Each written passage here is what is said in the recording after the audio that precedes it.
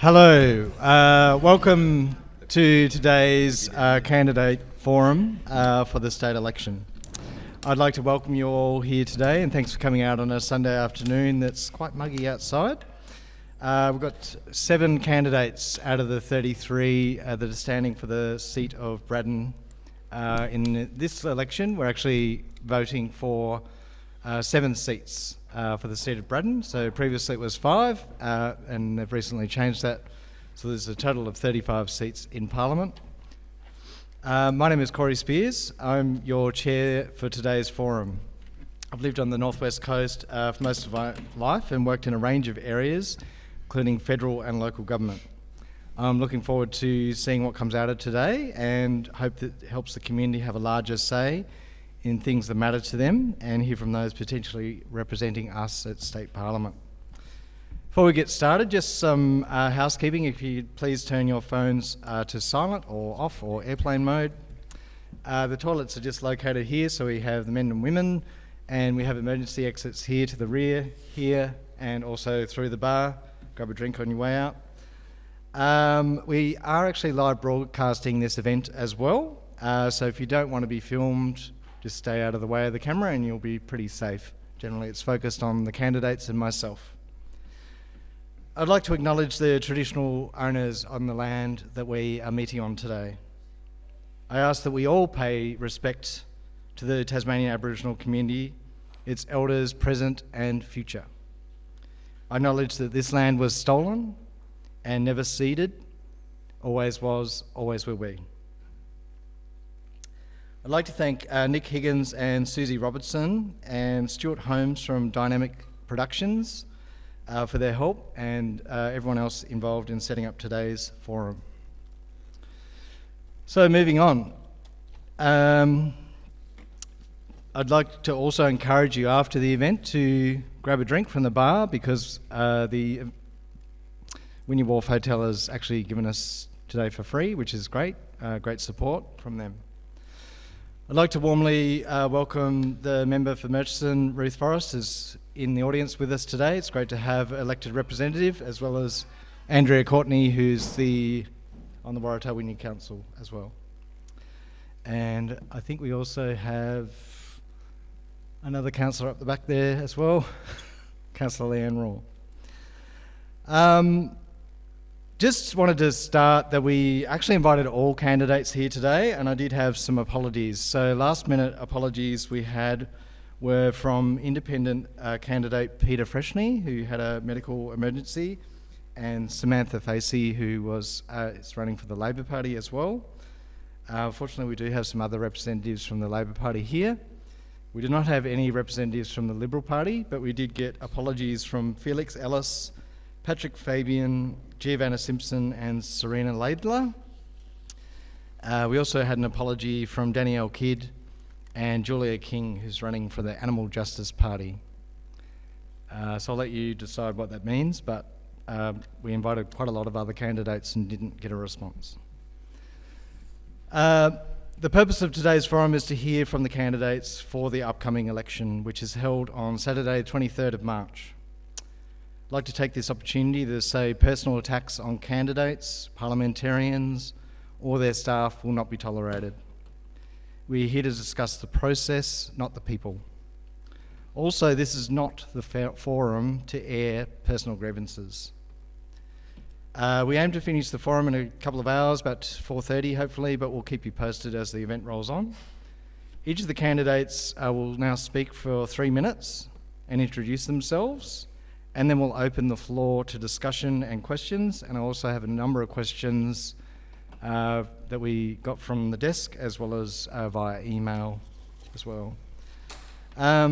So first off, we'll go with Craig Garland. If you give a 3-minute introduction, and I'll put you on timer. How do? Thanks for coming. I've had a bit of a journey with the politics. This will be my 6th election. The issues that I first got involved with got worse. The state of politics in this state is disgraceful. One of my big priorities is transparency. Until we know who is funding these major parties, you do not know who you're voting for. So the first step is acknowledging that it is a major problem within this system. The second step is doing something about it, and after my 5 elections previous and garnishing quite a bit of support, the issues have got worse, and I'm in a position now where I'm not a shoo-in by any means, but with a little bit of more support, I might be knocking on the door. And that's really important, not for me personally, but for the whole community in this state. The state of politics here is an absolute disgrace. By the way, it's been that way for a long time. This duopoly, Labor-Liberal, it has to end, and that starts with the voters. Hopefully, with what's happened in the last 2 or 3 years since the last state election, people have had enough information to make them move and send a loud message to these major parties that they've lost their way, and nothing will change until we as voters do that. My working background, I started on the waterfront. Actually, I was in the Navy for 15 months. I worked out I didn't want to kill anyone, so I left. I started on the waterfront doing the waterside workers payroll after the fella that was doing it before me kept stuffing up and they were going to hang him. I was 16 or 17 at that. Then I moved into ship's husbandry, which is basically you're a facilitator for any ship that's coming and going, cargo, crew changes, customs documentation, DMI permits. We had to get immigration in once when we had stowaways. If a generator broke down, I had to find someone that could fix a generator that could run the town of Burnie. And over 8-9 years, I met every importer, exporter, trucking company. So I've had an extensive background in what this state produces and what it's made up of. And so getting into Parliament, I see my role as nothing more than a facilitator. It's not my grand ideas, or it's what the community, I believe there's quite a few people out there that have not had the opportunity, they've not been listened to, and their ideas have not been actioned. I would suggest if I get in, I'll be flat out with people like me that have been pushed aside by this political system in this state. Really, I don't think there's much more I need to say. It's about restoring democracy for me first and foremost, and this is the only avenue I have to do something about that. Perfect. Thank you, Craig. James. It's nice to be sharing a mic with you, Craig. We shared a bus at the federal election. That was cool. Look, I wasn't doing this up until the 10th of January. That's not to say that I haven't been involved in politics for a long, long time. And that is true. I've run many campaigns for many people over near 30 years now. Liberals, Democrats, Labor, and now Independents, and now Jackie Lambie. Being a brand new party, the Jackie Lambie Network, to be honest with you, you've seen in the news and you'll see again before this election cycle's out, yes, it's true, we do not have any policy. However, the individuals that she has chosen come with a wealth of experience from their own lives. My one constant in my working life has been a private commercial investigator, and the roles I have performed in that, both covert and overt, across many states on the East Coast and WA for a short time, has sent me into government bodies, has sent me into local government bodies, has sent me into major corporations to get to the bottom of different criminal activities. They say, James Harvey, who are you? Well, it's James Harvey Redgrave's always been my full name. In that industry, when I grew up with it as a kid with my best friend and his father's business, Scott's Mercantile, you would always choose a name on your business card that was closely related to you, but not completely true, because the chances of criminals coming to haunt you late at night were quite relevant. So James Harvey Redgrave's my name. It's been that way since 1969 and will always stay that way. Every document I've sent to councils has always had that name on it. For me, this election is about, as Craig said, transparency, but it's more than that. It's about community, and it's about lifting all of us, except I believe Tasmania has just lifted the few for some decades now, and it's time that everybody is lifted in the community. And that means big things. That means same time as Federation, same time as Eric Rees, we need to look at the long-term, not a short-term political cycle to ensure that our lives are enriched and everybody's life is enriched. You can't just think about 4 years and a bit of lipstick on the roads. You want roads that last for decades rather than fixing them up every 3 weeks. Currently, I'm a pensioner from my military service, and I give most of my time to volunteer groups, whether that be veterans, whether that be fireys, whether that be Lions and the Lions District of Tasmania. That is what I do. I don't ask for any money. I've assisted many people in the communities of Latrobe and Kentish, Dorset as well, to start their actions against their councils. And I won't go... Time's up, sorry, James. I'll leave now. Okay, there's plenty to say. But thank you for your time, and I appreciate what you've done here. And you'll get an opportunity to answer questions more as well. So next candidate is Dale Marshall, who's representing the Shooters, Farmers and Fishers Party. Good afternoon, everybody. Thanks very much for coming along. I'm born and bred Devonport. I've been in business for probably 40 years of my life. I employ people. I've been involved with many community organisations and clubs, being as president, all different roles in those things. And being a successful business person, I basically run my life outside my family as a business. Everything has to make money to survive, but along the track with all that, what I'm standing for is not about Dale Marshall. I've been very successful in my life, and it's all because of hard work. And I believe as a politician and to represent the people of the Northwest, I need to be honest and transparent, and those that do know me will know that's pretty true. A lot of people say that I'm a bit of a hard ass, but I'll guarantee you what comes out of my mouth is true, and I will push for the things that I believe in. Even yesterday I was out duck shooting, which a lot of people probably don't like that, but it's my legal right to do that. And I met a farmer out in the middle of a paddock down there at Forest.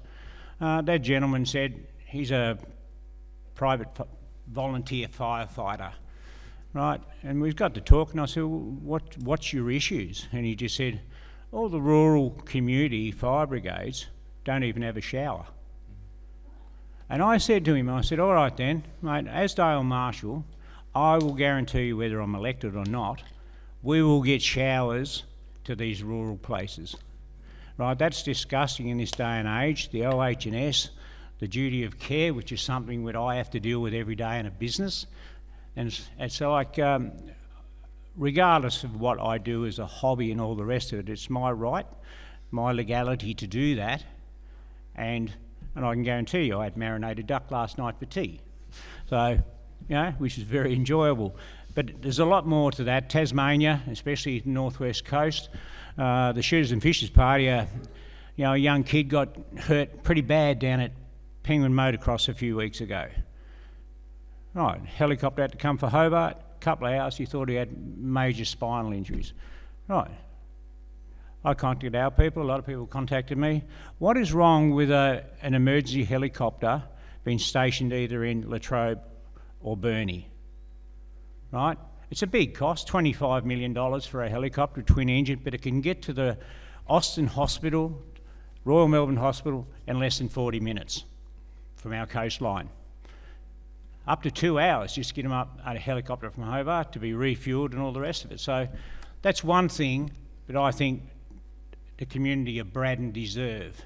Right? The West Coast services the island, services the north of the state.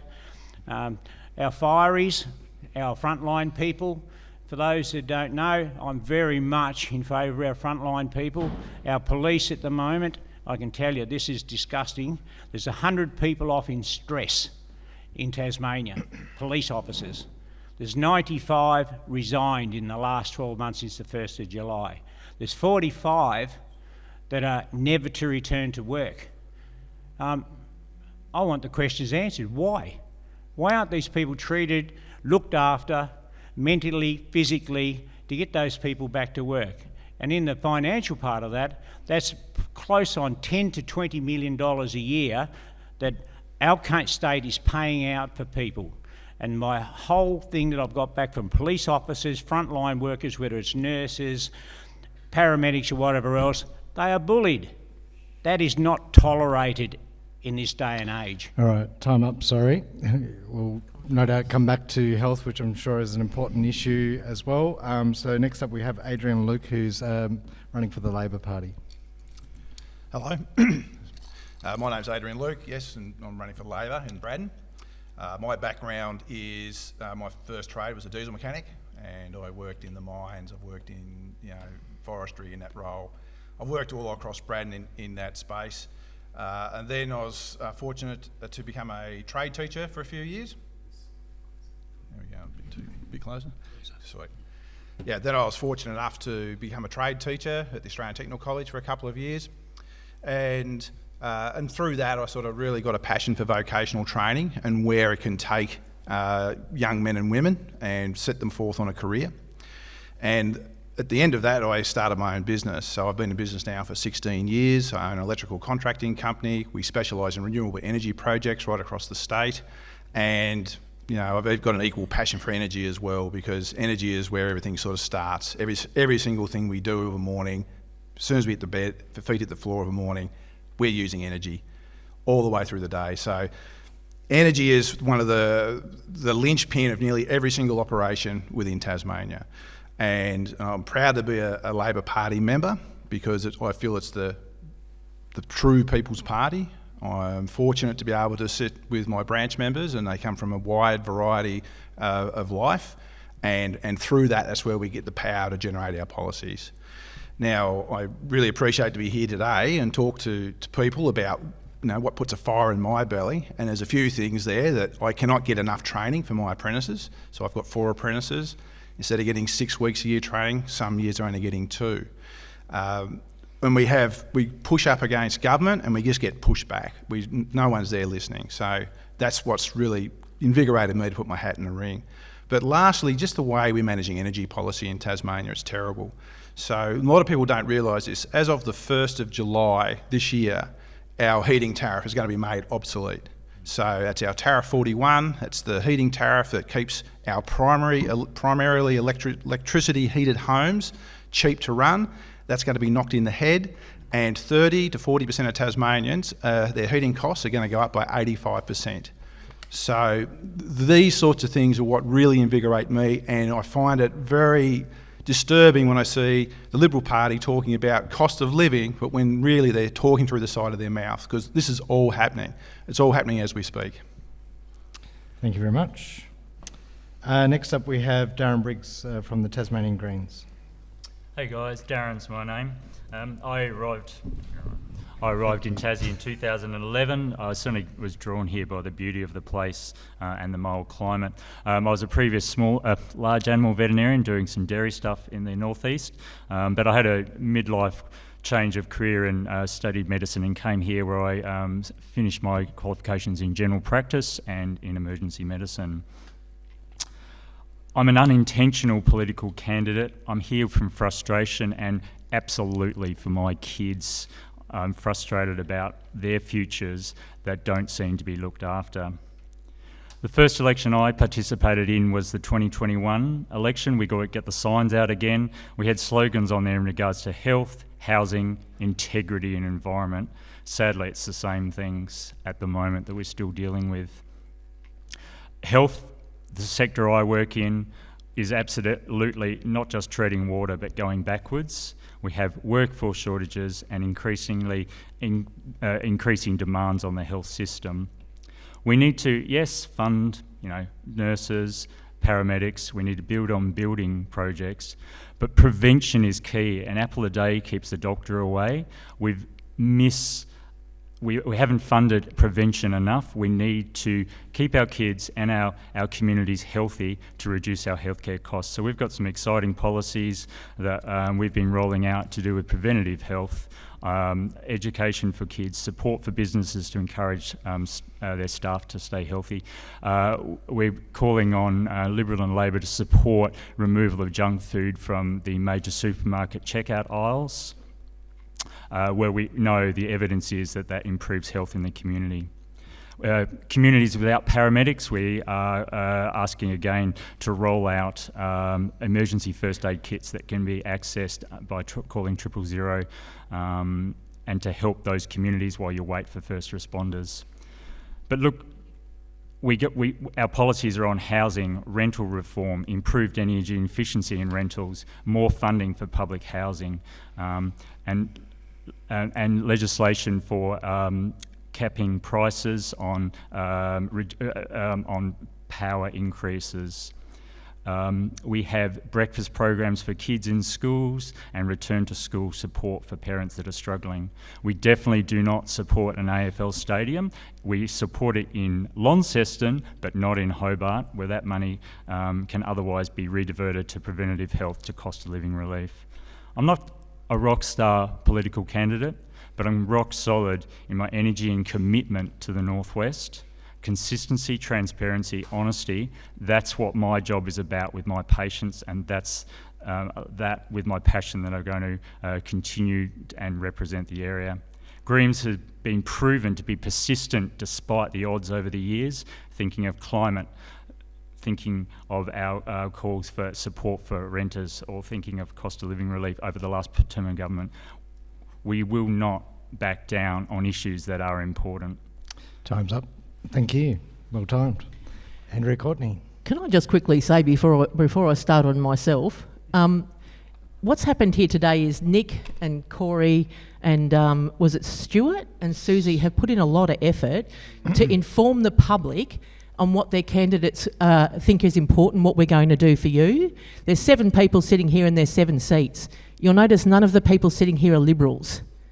That to me says that they know this is a stronghold, a Liberal stronghold, and they're not concerned to even come along and hear you out today. So I think that's shameful, and I think that what you're all doing, bringing integrity back into this election cycle and informing the public, is incredibly good work, so thank you very much. Now, now I'll just continue on, because obviously I'm running on transparency and accountability. I know Chris Lynch, he's the same. Darren Briggs, everybody on this stage is here for the benefit of the community. They're here for transparency and accountability. If you listen to what they're saying, everybody's saying we need more transparency, because we all know if we're going to fix the problems, we need to divert the money that's being used to cover things up and then have royal commissions and then have legal cases and pay lawyers, needs to come back to the community. So this is where we all need to start, with transparency and accountability. I don't think we're going to be able to fix anything else until we start there. I've got a problem with the way that the current approach is on health.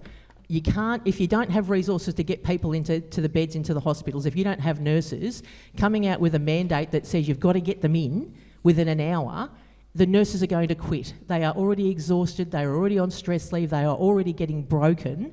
Putting a mandate on that they can't meet is just a ridiculous way to deal with health.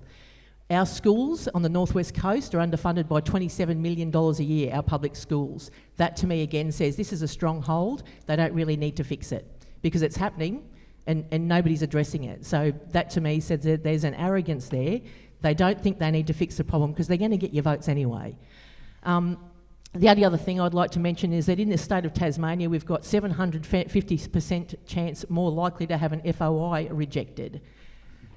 We've had scandals from whistleblowers. Whistleblowers don't get protected. So we've got FOIs that get rejected and we've got whistleblowers that get punished. Again, back to transparency and accountability. If we're not wasting money on fixing all those problems and holding all those inquiries, we can address cost of living. And that's the biggest problem we're facing. Cost of living, and as Dr. Briggs said, preventative health. If we want to ease up the load on the health system, we need to spend more money on preventative health. That's who I am and that's what I stand for. Great, thank you, Andrea.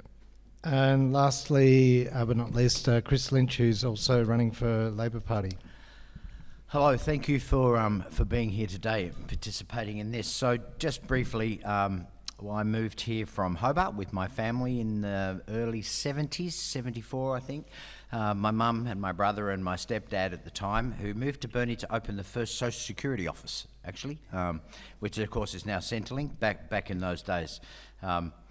I did spend some time in the 80s working for them as well, but it's a sort of reoccurring theme that I keep coming back to my dad, because he was all for people and helping people, and that's pretty much come through my life as well. So I went to school in Burnie, Cooey Primary, Burnie High School, Helly College, well-worn path. I spent quite a few years working in the music industry, which was touring mainland and internationally for that as well. I retired from that, came home and started working at Helly College, teaching young adults, VET course, vocational education training. That kind of let me into doing more of vocational education training and adult education as well. And I spent many years teaching community services. The current qualification for being a disability support worker is an individual support Cert 3. That's probably the main one that I've done, and I absolutely adored that, working what they call the equity space. So these are people that for a variety of reasons couldn't access the TAFE system. Even if they could access the TAFE system, they weren't able to. But it's a lot of single parents that were coming to that, people that had literacy issues and numeracy issues and whatever, and that's a hell of a good gig to, at the end of a course, see someone achieve something that they didn't think they could. So I'm quite pumped about that part of my life. I spent some time over here in Wynyard working for the Smith family as well, St Giles. I've worked for in Burnie, and now I'm currently working for family-based care, disability support. So somewhere along the way from unloading trucks in Broken Hill at 2 o'clock in the morning to today, I've come round and I now find myself working in my community in a variety of different things. You can't work in community services and not be affected by the things that happen to people because of poor governance. The health system that we have, it meets the needs of some people, but it doesn't meet the needs of all. And one of the main reasons I'm running is that we need to do better than that. We just need to do better. The party that's currently in now tells you that they're spending record amounts of money on health, and that's tick the box. Well, we know that that's not true. We need to re-examine how we spend that money and what areas that we do. In education as well, our education system perfectly fits 85%, 90% of the students that go to school. But there's a cohort of people that it doesn't fit. And we're not really looking into that and how we can fix that. We sort of think that we'll just have one model. That one model doesn't work for everyone. So we need layers of things in our education system so that we can pick up those kids that are falling out through the crack. All right, I'm going to have to cut you off, only because you meet time. So they're quick. I know, right? I'm very strict. Only because we want to make sure that everyone's got equal time. We do have some questions that were both handed to me as a result of the event and also came via email. So I'll just ask one and then I might ask for some from the floor and then I'll go through the others as well. So the first question from the floor was basically, in a country such as Australia with compulsory voting, one must invent reasons for voting for a certain candidate. This simply isn't a democracy. If we allow deception or media representation to sway our voting habits, then our votes do not truly belong to us, for we have not considered our own independent opinions in voting. What would you suggest are realistic and ethical ways to dissuade politicians and media from lying? Isn't it the job description almost, maybe? Oh, anyway. We'll start with Craig. And anyone else, feel free to put a hand up after Craig to answer this question. That's a difficult one. I don't know, public flogging might sort of get it out of them. Yeah, I guess it's once again it's back to the voters and not vote for those ones that are lying. And waterside workers, one fellow said one day at a meeting that you always know when they're lying because their lips are moving. That's politicians, so... yeah, we all know who the liars are. We all know why. So yeah, I guess the best way is just don't vote for them. That'd be my suggestion. Go for someone that is honest and you know that you can trust. And usually they're community-based politicians. So yeah. Yep. Who else would like to answer this one? Darren? Thanks. Look, as far as keeping, I think what the question was saying, keeping people from lying and we've been asking for strong integrity commissions for a long time, and we've still got one of the weakest ones. Currently, the current government is not even saying who's being investigated by the Integrity Commission. We've been calling for donation laws. All our, from the Greens' point of view, all donations over $1,500 go on each week on a website. You can see who's donated. The other major parties have released virtually zero donations, and we're talking major donations there as such. So we don't know where the money's coming from. We don't know who is actually behind the politicians speaking and causing those lies to be said. Even in elections, I believe politicians, you haven't got such scrutiny of them, of what they say, and so that integrity definitely needs to be increased there. That's just some couple of reasons. Andrea and then Chris.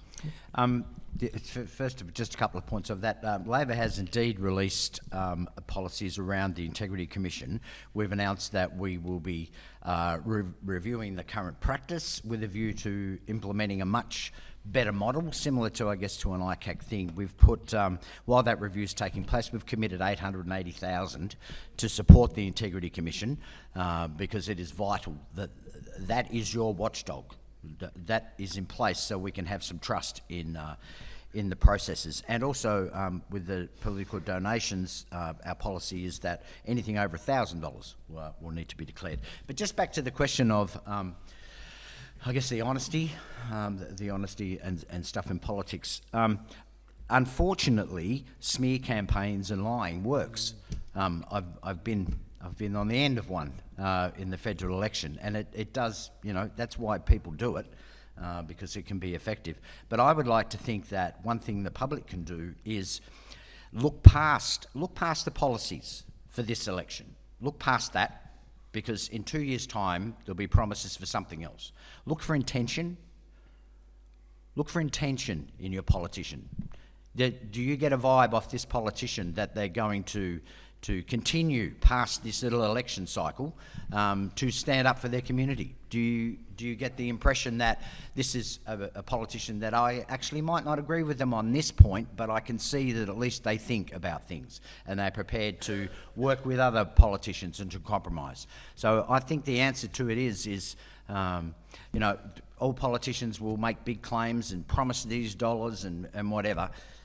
It's about what happens in a couple of years' time. Can you trust that person to actually still look after your concern when there isn't an election, for instance?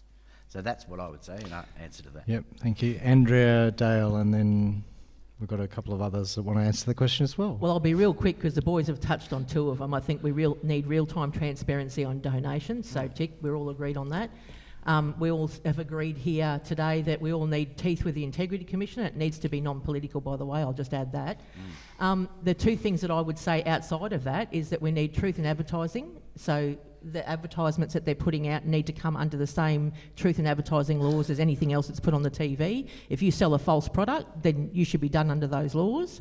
And stronger legislation on media integrity. So if you've got media bodies, like we've got the local paper that's pulled out of the AAP, that holds a standard over bias and non-bias, so they've just pulled out of the media authority, so they're no longer bound by it. We need to have truth in our media, and we need to have accountability in our media so that bias goes away, so the public's truly informed. So let's look at stronger legislation around the media and what they do, and stronger legislation about advertising laws for political candidates. Yep.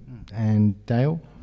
Look, so far this is all new to me, the political thing, because I'm a business person, and as a business person I basically have the control of what's below me.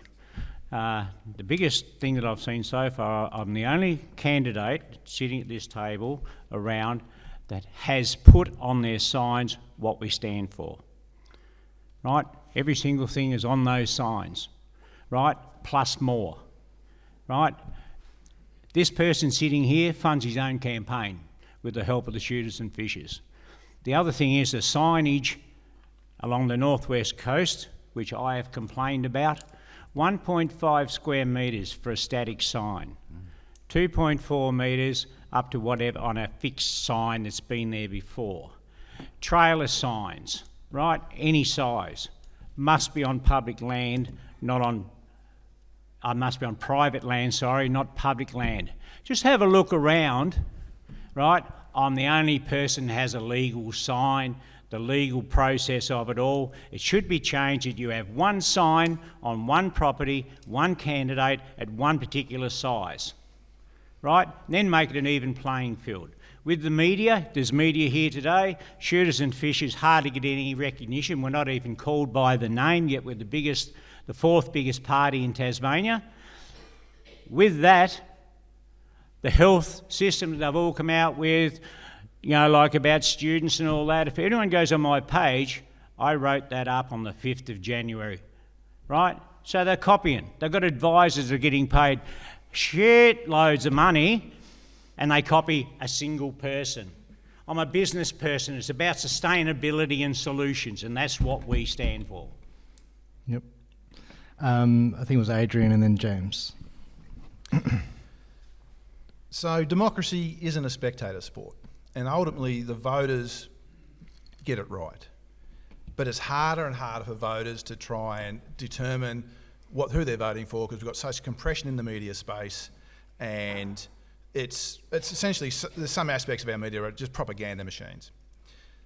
But people are finding a way out of it. So we're starting to see more things like podcasts, we're starting to see alternative ways of people to get their news, and the people who hold the power in that media space aren't liking it because you're not buying their product anymore. So people always find a way to find their truth.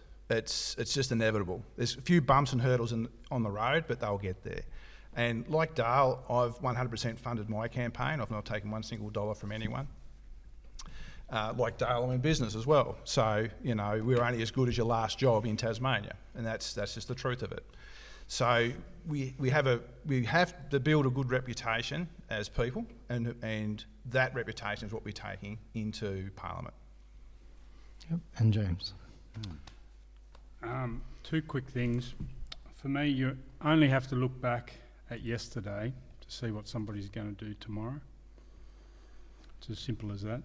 And I only have to say the Children Overboard scandal, and most of you in the room are old enough to understand what that lie was all about, and I don't see anyone sitting up here from that particular party.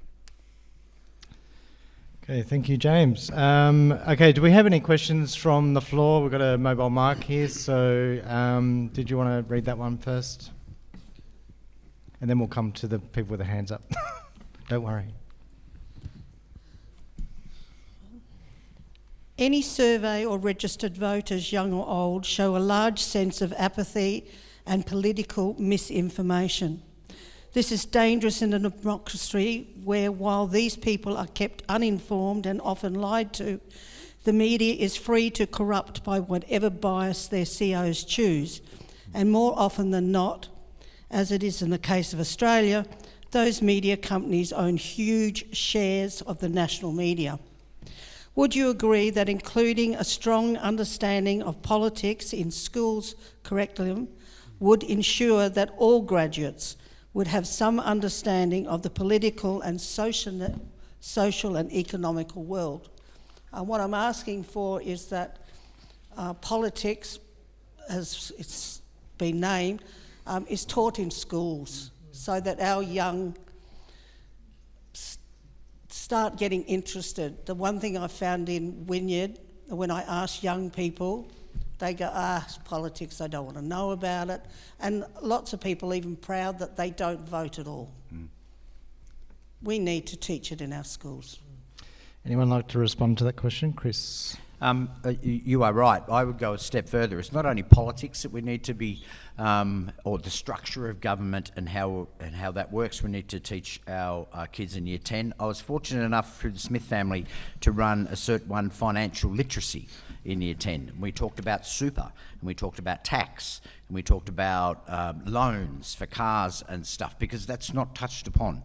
And it's not till you get out of school into your first job, a couple of years into it, before you start to understand, what it is. So there is a large amount of things in curriculum that we need to, that we do need to improve on. One of the things about the Voice campaign that disgusted me was the line, "If you don't know, vote no." And that's exactly going to what you're talking about, that it was almost like, oh, well, yeah, don't worry about it. If you're not sure, don't worry about finding out. Don't worry about looking it up. So I was very annoyed that that was a message that was being pushed by a lot of people in there. What message does that send to someone in a school that's learning something that they don't like? Oh, it won't matter, you know. So you are definitely right. I'm not announcing any Labor policy or whatever, but for me personally, there are a lot of real-world things that we should be installing in our high school kids that will prepare them for the adult world, voting, tax, superannuation, loans, the whole box and dice. So I'm firmly behind what you're saying. Andrea. You're absolutely right. And I think the only reason we don't teach politics in schools is because it benefits the current system. If people were more educated, because we were taught in school to look at policies, the Greens would have held power a long time ago. Let's be honest. If it was just on policies that were good for the community and people understood just on policies, that's where it would have gone. The current system benefits the people that are in charge currently. We have got to go out and teach our kids about politics.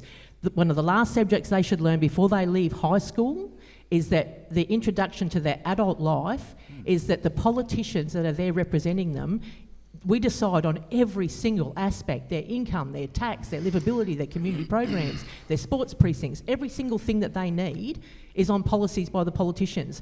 Why do our kids not understand that? Why do they not come out of school going, I'm so passionate about putting that person in because we need that? Or I'm so passionate about that party because their policies align with what we think we need for the future. It benefits the current system, and that's why we don't do it, and that's why we have to do it. You are absolutely 100% right. Last year of high school, teach the kids politics and policies. Thank you. We'll get a question from the audience down here. Yep, at the back. He's coming with a mic, don't worry.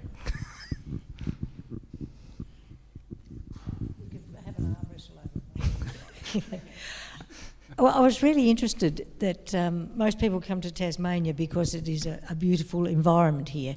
Not one of you mentioned environment as a significant issue. Without a healthy environment, we have nothing. All the good health systems in the world, all the cost of living measures mean nothing if there's no clean air and clean water. There are so many environmental issues at the moment that communities are trying to fight and to bring to the fore. But I'll ask quickly across the panel one question, which has three parts to it. What is your position on logging native forests? What priority do you give that? And what will you actively do about it? Yep, so we'll get each candidate to quickly answer that question. We'll start up this end this time with Craig. Well, you know, the history of native forest logging, we all know the evidence is in. I put a post up on a board the other day, 30,000 jobs gone and 350 sawmills since the early 80s. That's the gross mismanagement of our forestry industry. What we have now left should be treated as precious as it is. And, you know, there are workers caught in the middle of all this. I've got a mate that left in grade 8 to start logging, and he's still doing it now. And he's the innocent pawn in this whole game. They've used politics as wedge politics for a long time, and they're doing it again. I have no problem with logging, selective logging, those fellas that had the skill set to know which tree to take and which ones to leave. That is the future. It was the start, that's how it operated before guns got involved and Robin Gray gave it all over to them. And I have no problem with logging, but this 40,000 political hectares that's been thrown up, nothing should happen with that until we get proper practice. The way I see it, fishing, forestry, farming, it's all good practice or bad practice. And we have the luxury and the knowledge of knowing what is bad and what doesn't work. And we also have that knowledge of knowing what does work and how to do it. So once again, it comes back to the political mix. That's where you need independence in there to hold them to account, because they're all players in this game, loggers, conservationists, and people that just want to see those trees still standing, providing the habitat for the range of species we have. I didn't mention environment when I was talking about corruption, and because the environment has been the single biggest thing done over by the corporate-driven agendas from major parties. They decide behind closed doors what's happened, they throw it out into our community to divide us, turn mate against mate, and that's no longer good enough. And fortunately, those people I know within the logging industry can see it for what it is. They're not fools. So we need to work together, and 35 people sitting together to come up with a common solution instead of arguing and bickering about who's right or who's wrong is the way forward for us. So I think I've answered. Did I answer all that or? No. Yes. Yes, yeah, giving each one 3 minutes maximum, and then I was going to move on. Yeah, okay. Yeah, okay. I have. I said I support selective logging. I asked about native forests specifically. That's what I'm talking about. Yeah. Native forest logging. So you're pro native forest selective logging. What's your priority, and what are you actively going to do? Well, I've been protesting since the 80s about what's happened with our forestry. I've stood there with Bob Brown because I admired what he did. He stood up and took it on the chin, and you know, so good practice. That's it. You know, we can't throw everyone out of the bush. There's a whole skill set and knowledge base there that will just go out the window tomorrow. And I just see this as the extremes. One wants to lock it all up, the other wants to give it all over. I'm a common sense environmentalist, and that's where I sit with it all. Okay. Thank you. All right, we'll move to James. To be fair, because you did get a little bit more than a minute, I'll it's fine. keep it tight. I'll make it a minute. I moved to Rosebery in 2007, and I have to tell you that going down the West Coast every week for the last few weeks, and again Thursday, rejuvenates my mental health, and I'm sure it would do for a lot of others. We are lucky enough in this state to have the third cold climate temperate rainforest, and we should keep it that way. So my position is I would like not to see native logging. That's my personal position. I don't always have to agree with my leader in the JLN.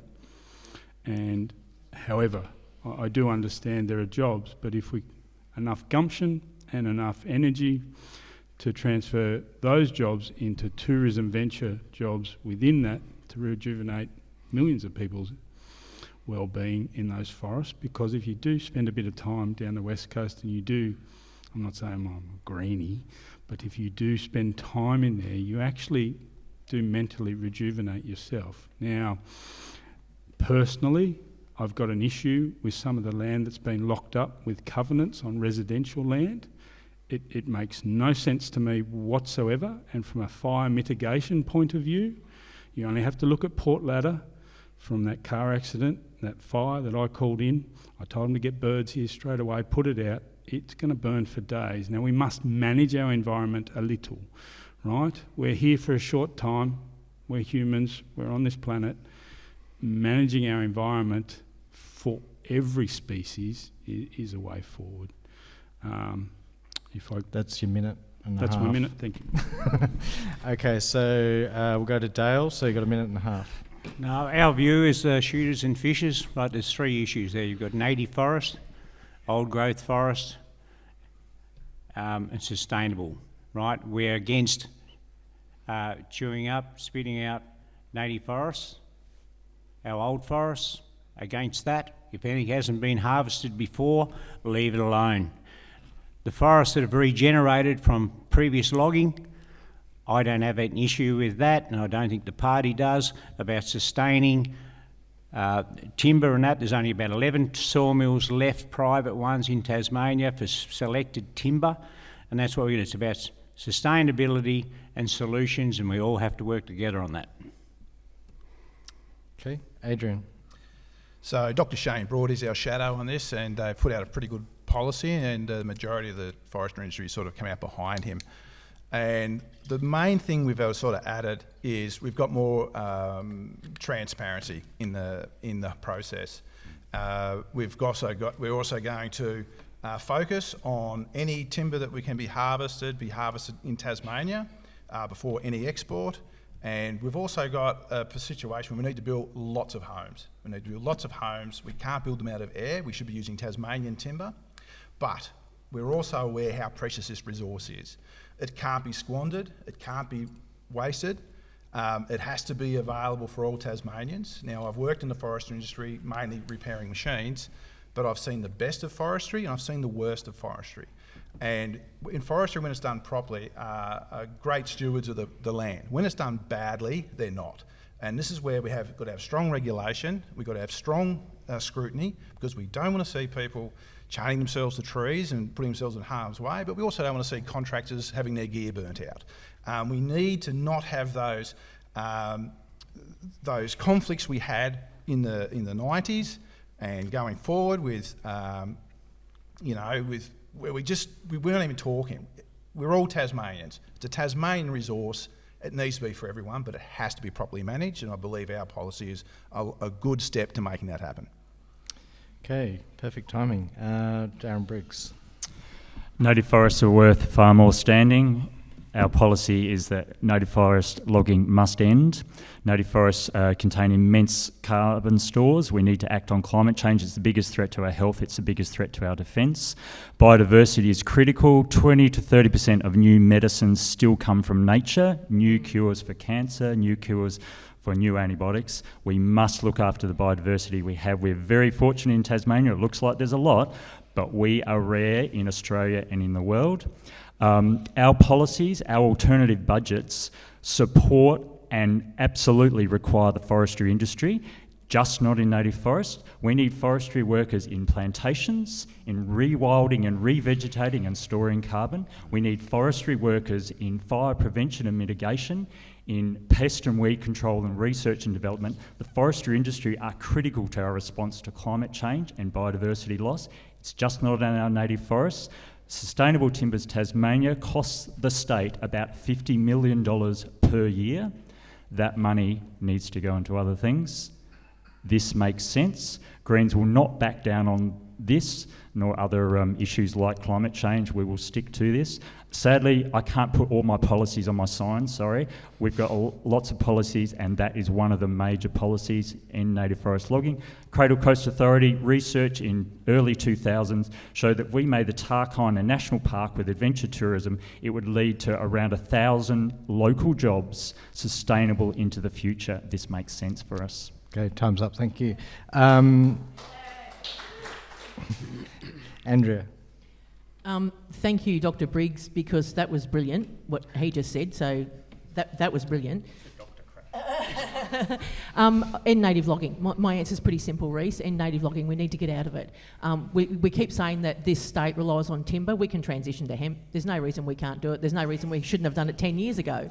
So why can't we grow a crop that turns over every 12 months, does less damage to the soil, and is better for the workers because we're turning over the stock every 12 months? It's a no-brainer that we should have done that ages ago. So my answer to you is get out of it. The only other thing I would say on environmental matters, I hate that forestry is coming up right before an election again, and these workers are in the middle of a political football again. I hate that we can't have this conversation when it's not a political debate and that they're just used as pawns in the middle, because that's so destructive on the mental health of those workers. While I don't agree with the industry as it stands, I feel for the mental health of those workers every time this political football is put out there, and we need to get the State of Environment report released. If we're going to start talking about our forests, let's talk about the fact that it's 15 years overdue in breach of legislation and get the State of Environment report released. I don't have signs, by the way. And Chris. Adrian sort of outlined policy stuff, but just a couple of points. We were astounded why this was suddenly thrust into a political football again once more. Labor. Its policy is based on its consultation with the industry. I can't say the same for the other, but for instance, there's more to it than that. There's one little piece of our policy that it's not rocket science. It's just good to do. Is introducing helicopters to go and get dead hewn pine from areas. So we're not going in there with bulldozers and roads and stuff. So to me, that's a selective process to pull out dead trees that have already fallen down, so that we can get specialty timbers into the hands of our craftsmen and our artisans. So that's just a small little thing, but just throwing it out there. Okay, yes. Thank you for that, but Yep. only two people in that panel differentiated plantation to native logging. And that's something that I'm really disconcerted about, that politicians are not registering that difference. Yes. Thank you, Reese. We had another question sitting next to you. Then we'll get the person in the white T-shirt behind, and then the gentleman with the... Is this on? Yes, it is. Look, there's a big difference with the 7 people there. Some of you are independents and some of you are party people. And the party people are beholden to the party. So I want to just mention to the public here that these people who say they're lovely blokes, and that's probably true, you still have to do what the party tells you. And that's the problem. Now, I still don't understand the Jackie Lambie James's position, because he said he didn't have to agree with Jackie. But part of the big problem that we have in this state is party politics. And I probably have a question, dare I ask, to one Labor person, I suppose. And this is also why we got in the press in Victoria that it appears Tasmanian people are disengaged with the election. I think that that's true. All the major policies, and it's about forestry, it's about fish farms, it's about other things, anyway, I'm not going to get into it because I really gets me upset. But, sorry, Labor seems to be supporting Liberal. So we have, from my point of view, all I can see is a Liberal-Labor alliance. Okay, so what we might do is we'll ask either Chris or Adrian to respond to that question. Which of you would like to fight between yourselves, or that's kind of how it works in parties, isn't it? The party is made So up they of... just consulted to see who was going to go? Very consultative potential members here. Adrian. So a party is made up of the people who are in that party. Those people come from our communities. We have our local branches. We have a policy process. There is an engine room there for our policies, and they come from the grassroots. And we're not Liberal. We're so not Liberal. All our policies come from a place of empathy. You agree on fish farms when 70% of the people in Tasmania don't want them? I haven't seen any data on the 70%. But what I have done is I've been on the West Coast and I've sat with the people who rely on fish farms to put food on their plate, and I've had a look at the factory. 70% of our fish is consumed within Australia. It's 62% of our fish we're importing from other countries. So are we just going to just hide the problem if there is any problems there? We don't have them. They're actually we have a really solid industry in Tasmania. It's compared to other countries. Can we not have interruptions from the audience? While I understand they're passionate, the candidates have to be given the opportunity to actually answer the question, because otherwise it's unfair on them. Compared to other countries where we're importing 62% of our fish products from, our standards are hitting every metric we need to hit. Okay, thank you for that. We had a couple of... Sorry?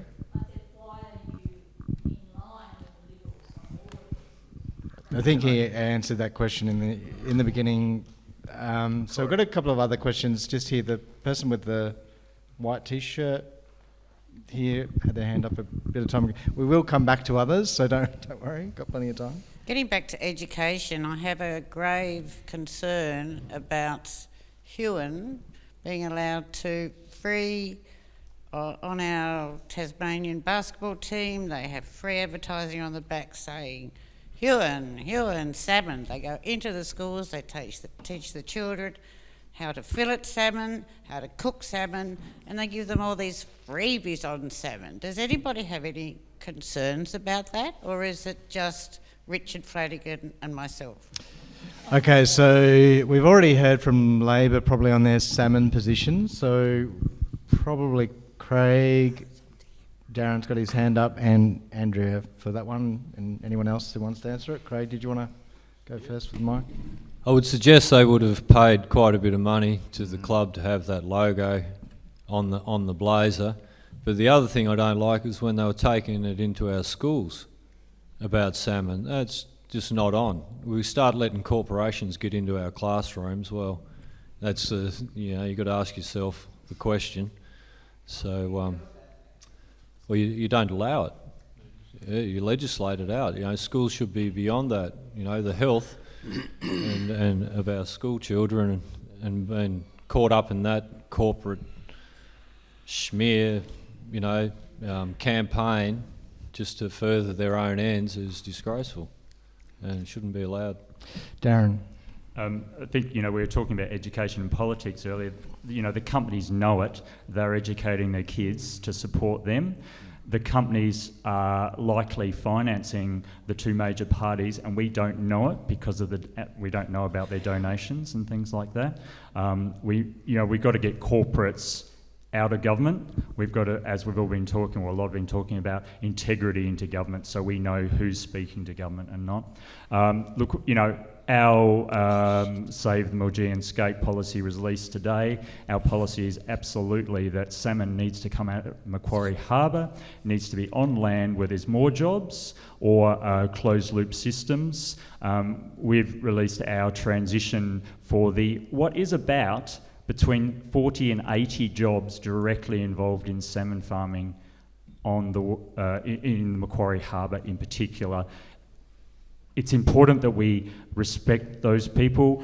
We've, as I said, got plans like the federal government do to transition those into parks and wildlife education jobs in the area, or be deployed elsewhere and support those workers, because it's not the workers' fault, it's the companies that are like making $7 billion, paying like $100,000 of lease fees each year only, and taking their profits away, and they're screwing us over. It's time that stops, and we need to look out for species that we are killing off. It's not going to be on my legacy.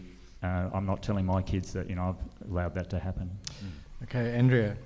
I think the problem is, like the book, it's toxic. Everybody's talking about what's going on and everything that's wrong in it, and what they're doing with the school is trying to buy social licence. So I wouldn't just have a problem with the fact that they're trying to buy social licence through our kids and influence our kids when we're not allowed to talk to our kids about elections, but I'd also have a problem with it if they claimed that as advertising and made us pay for it. So if they've claimed that as advertising, what they're doing in those schools, and they're making us pay for it, I've got a double problem with it. So it's not just they're trying to buy social licence with our kids, but if they're making us pay for it, I'd have twice as much of a problem with it. Dale, did you have something to say?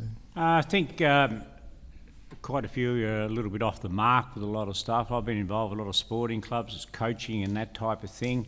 The biggest issue for young people in these remote areas in playing sport and that is the cost of travel, money and everything else. And I'm sure, as I did at Ulverston La Trobe when I was coaching, we forever were chasing sponsors, right?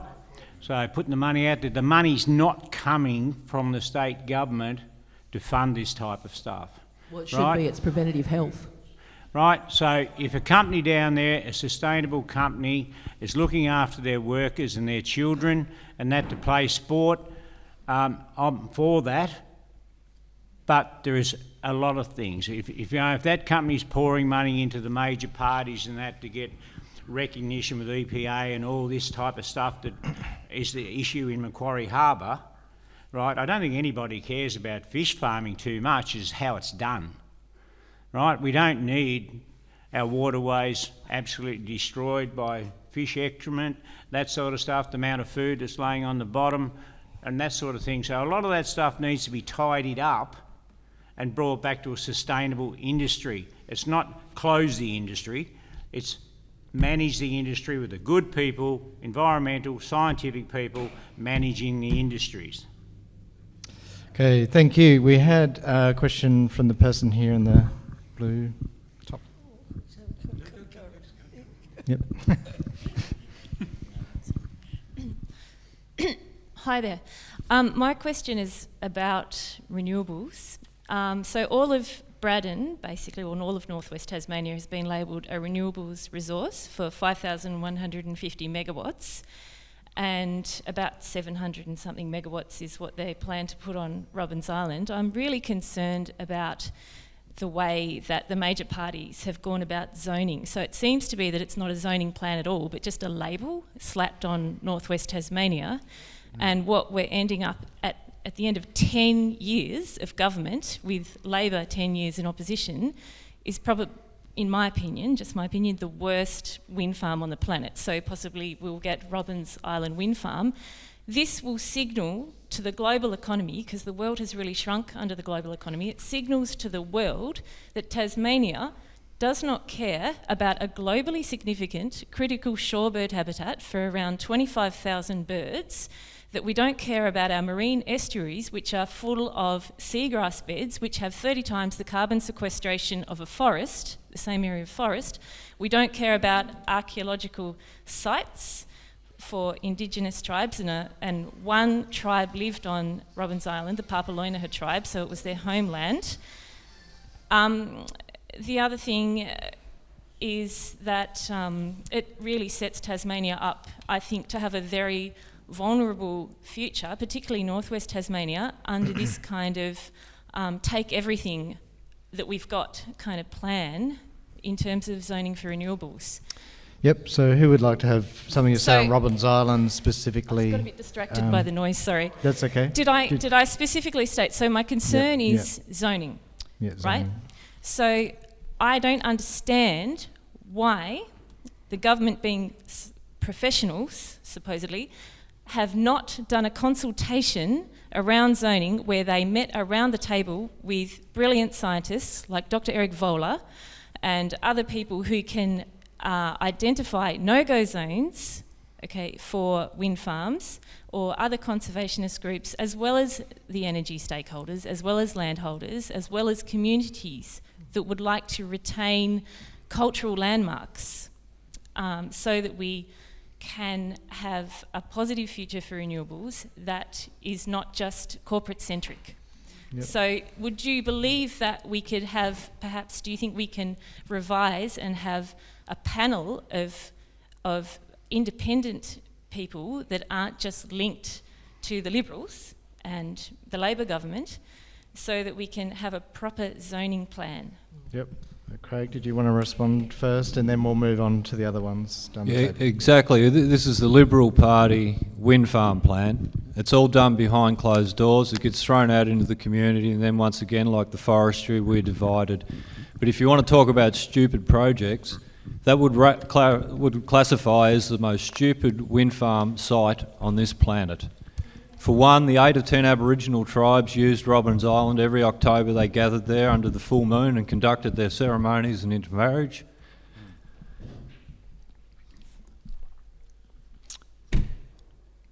You know, that alone, all this talk about the voice and how everyone was going, even our Premier, all for the voice. Well, the voice about Robbins Island has been loud and clear. The voice about salmon farms has been loud and clear. There is no zoning, there is no community consultation. And Robbins, it impacts fisheries, forestry, farming, Aboriginal cultural sites. It's stupid. It's a foreign-owned company that will profit. All benefits flow north to the mainland. We take all the risk.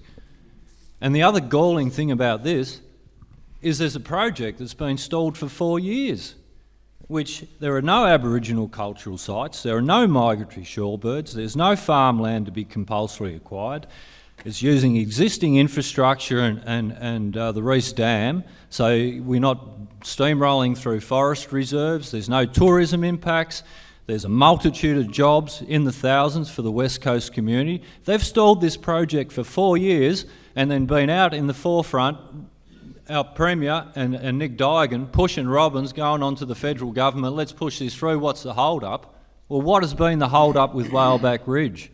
I mean... Sorry, I understand your passion and thank you for that. I spent a good 6 weeks with Craig in the bus 2 years ago, and he taught me everything about that, so I'm not going to say anything more, just to agree with him there, because it should go to Whaleback. There's no excuse. Get on with it. Dale, did you want to? Our party is very strong in the fact no to Robbins Island. Our federal environmental minister, Tanya Plibersek, has knocked it back. In Victoria, where it was Marinus Link was going to go to, it's been knocked back. There's a lot of reasons for that, you know, and I'm an environmentalist, right? I'm not extreme one way or the other.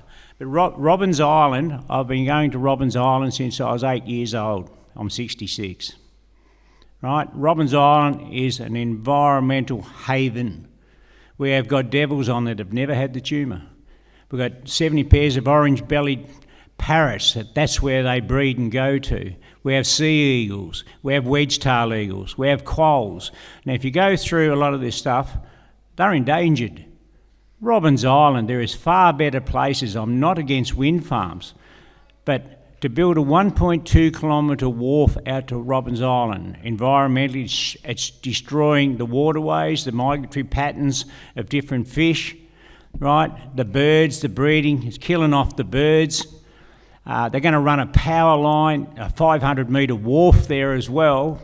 So, you know, like 25, 35 Ks, they're going to run the power from there to Jim's Plains, then they're going to run the power from Jim's Plains back to Helier, right?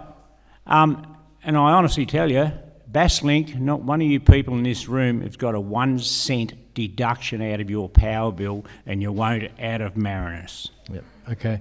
Thank you. Go, Adrian. Did you want to comment quickly? Yeah. So my reply is probably going to be a bit pragmatic for this audience, but so over the next 6 years, we need another 10,000 gigawatt hours of energy, especially as we continue to decarbonise the island, as we see electric vehicles grow in demand, and so we need that energy. But also, the Labor Party's always been a party to follow the science, and as you can see with Tanya's, she's giving a lot of due diligence on Robbins Island, but we need to think over the next few years where we're going to put that power. So we have an issue right now where there's $10 billion worth of renewable energy projects sort of held up because we've got an energy bottleneck.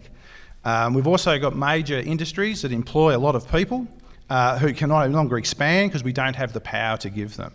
And our power consumption, as we decarbonise, is going to just expand. And so what we're really looking at is with Marinus, and the Labor Party said we're not paying for it. If they want our power, they can pay for the cord, but it allows us to use the mainland as a dump load as we build up our energy infrastructure. But then, as we have that capacity, we can grow more industry, we can do green hydrogen in Bell Bay. All this sort of, the Marinus part of that is the linchpin of how to make it work. So there's a lot of projects going forward that we need to sort of really start thinking about how we're going to make it work. Yep, time's up. So do you think the question? Yep. Would you get a panel of people?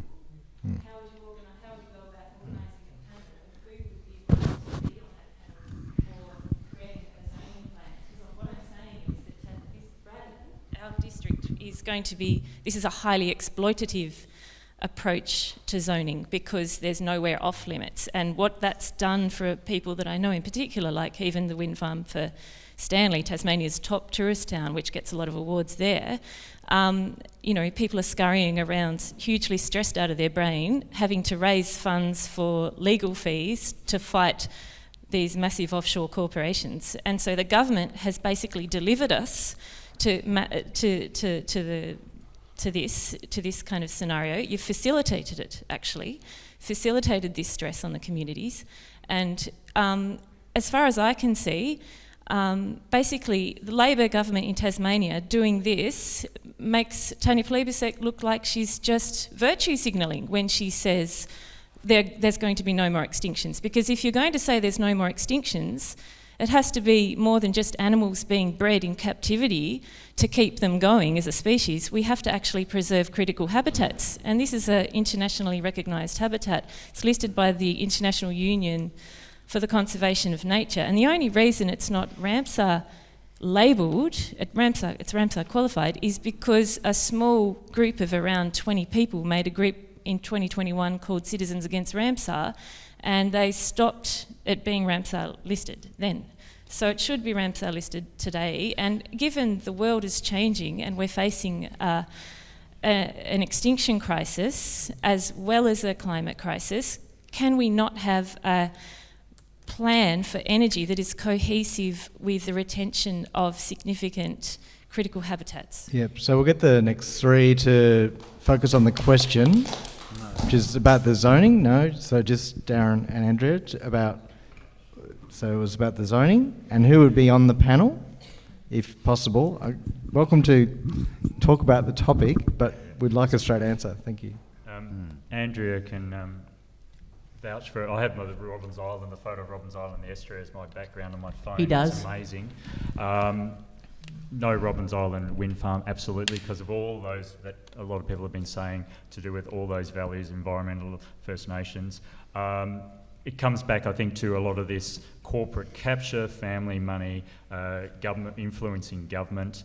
Absolutely, we need a plan to know where we can put all these renewables, and collaboration between experts, not just people that want to make cash, is critical, and we definitely support that. But we've got plenty of places to put solar on roofs. We've got lots of farms. You increase your productivity of sheep farms if you put solar panels on there, because you get increased growth and you get shelter for the stock. There's lots of places to put them other than places that are major environmental beauties. The other thing I'd say is we don't support the major projects approach. We need absolutely appropriate scientific evidence to look at these things. I'm pretty sure he's looking at my page. Oh. You can rely on us to chase that down and prevent that from happening at Robbins Island, there's no doubt. Thank you. And Andrea? He's absolutely on point, and I'm glad that it was raised, the major projects legislation. So I think that's relevant to the renewable energy zones. They've just sort of come out of nowhere, and you go, who come up with that? Who decided that was a renewable energy zone? And who put that panel together? Well, obviously it was the state government, and they picked who they wanted on the panel, and it was the same with the major projects. They're going to pick who they want on the panel. I've got a real problem with the fact that we haven't released our State of Environment report for 15 years, but here we are creating energy zones like a brain fart and overriding planning legislation if it's a major project. So if we don't have political donations, how do we know that renewable energy zone is being created out of science, out of facts, out of basis, out of needs of the community, and not out of the interests of parties? Quick story, young Councillor Roberts and myself actually went down when they were doing the spruiking of the Mariners project, and I asked them who had created the renewable energy zone, and they couldn't answer. They got very nervous when I said, are you creating this to make the public pay for the pipeline for the major companies to come in and use it? Because that's what I felt was happening. Where did this come from? I would love to know, but I can't answer your question because I don't know. I think that we need a whole new panel that has environmental people on it, that has Aboriginal people on it, that has the people that know the area on that panel, not people that are from the industries. You can have them on the panel, but you need to have it balanced. Who was on it? How was it decided? I think that's a great question, and I'd love to get in there and ask that. Okay, thank you. We have another question up the back here first, and then we've got another one, 2 or 3 here, and then a few more written ones. Thank you. I'm sorry, this is not a question. I'd like to make an observation that approximately 42, 43 years ago, there was a huge brouhaha in Tasmania and a state or a federal election aiming to increase the amount of energy available to businesses in the state. The result of that was the damming of the Franklin, or at least the attempt to. I'm just mindful that we're 40 years later, and it seems to me that energy policy is still a hugely contentious issue. Who cares where it is? But we as a state need to find a way which takes better account of the desires of the people in the state while not ignoring the economic goals. Thank you. And don't forget, it's 40-something years. It's not ancient history. It's very recent history, but we're still debating the same thing. Yep, thanks for your comment. We've got a person here with a mask in next to this person, yep, and then another gentleman up the front. Thank you very much for coming. I must say I feel insulted that the Liberal Party wasn't here, but then I think the Labors more or less said what they would have said anyway.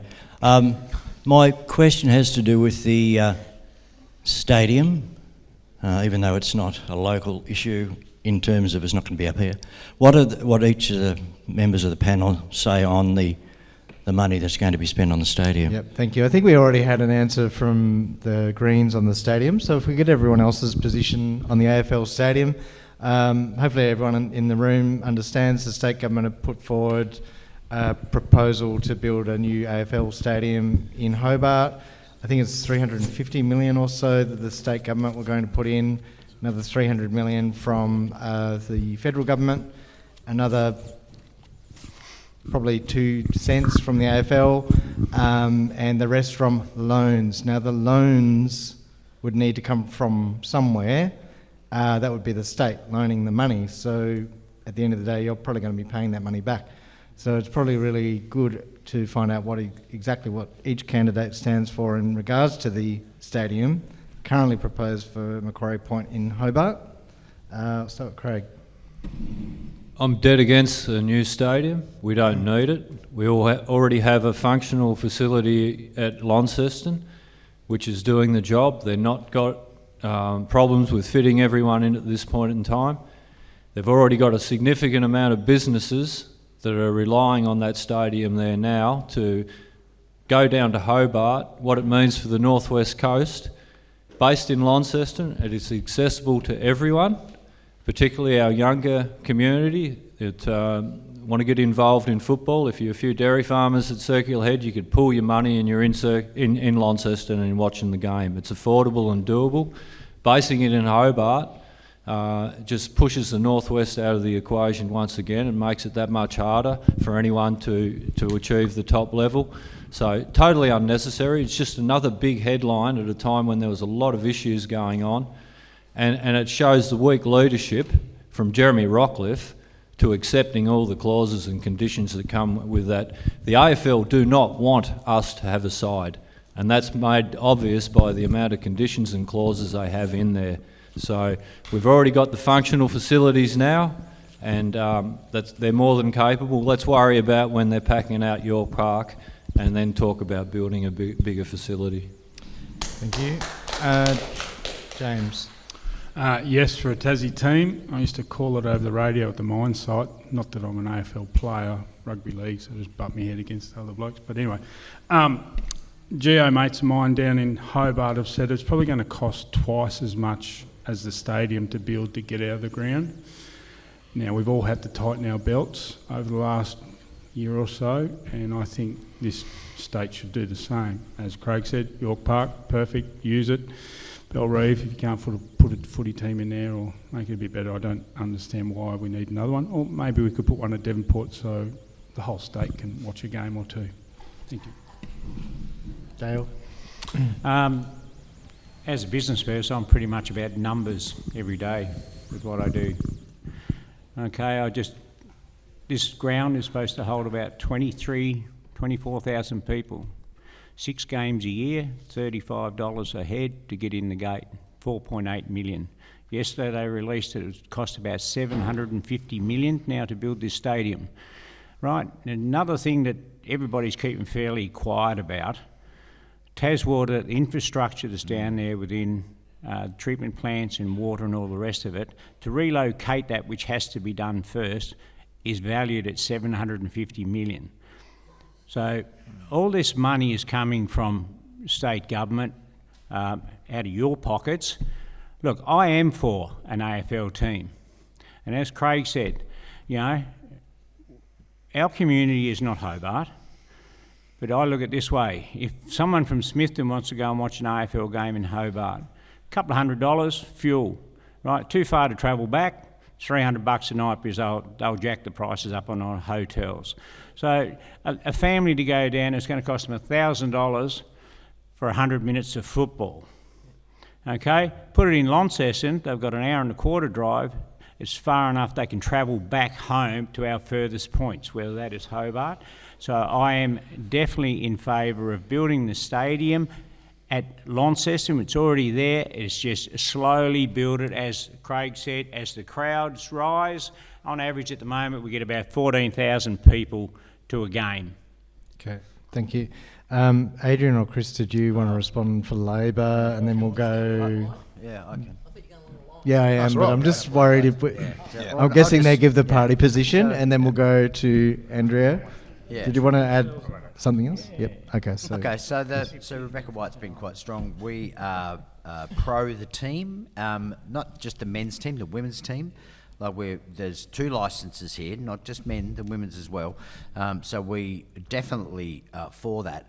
We don't think that the current deal that's been struck by the Liberals with the AFL stacks up, and we want the opportunity to renegotiate that.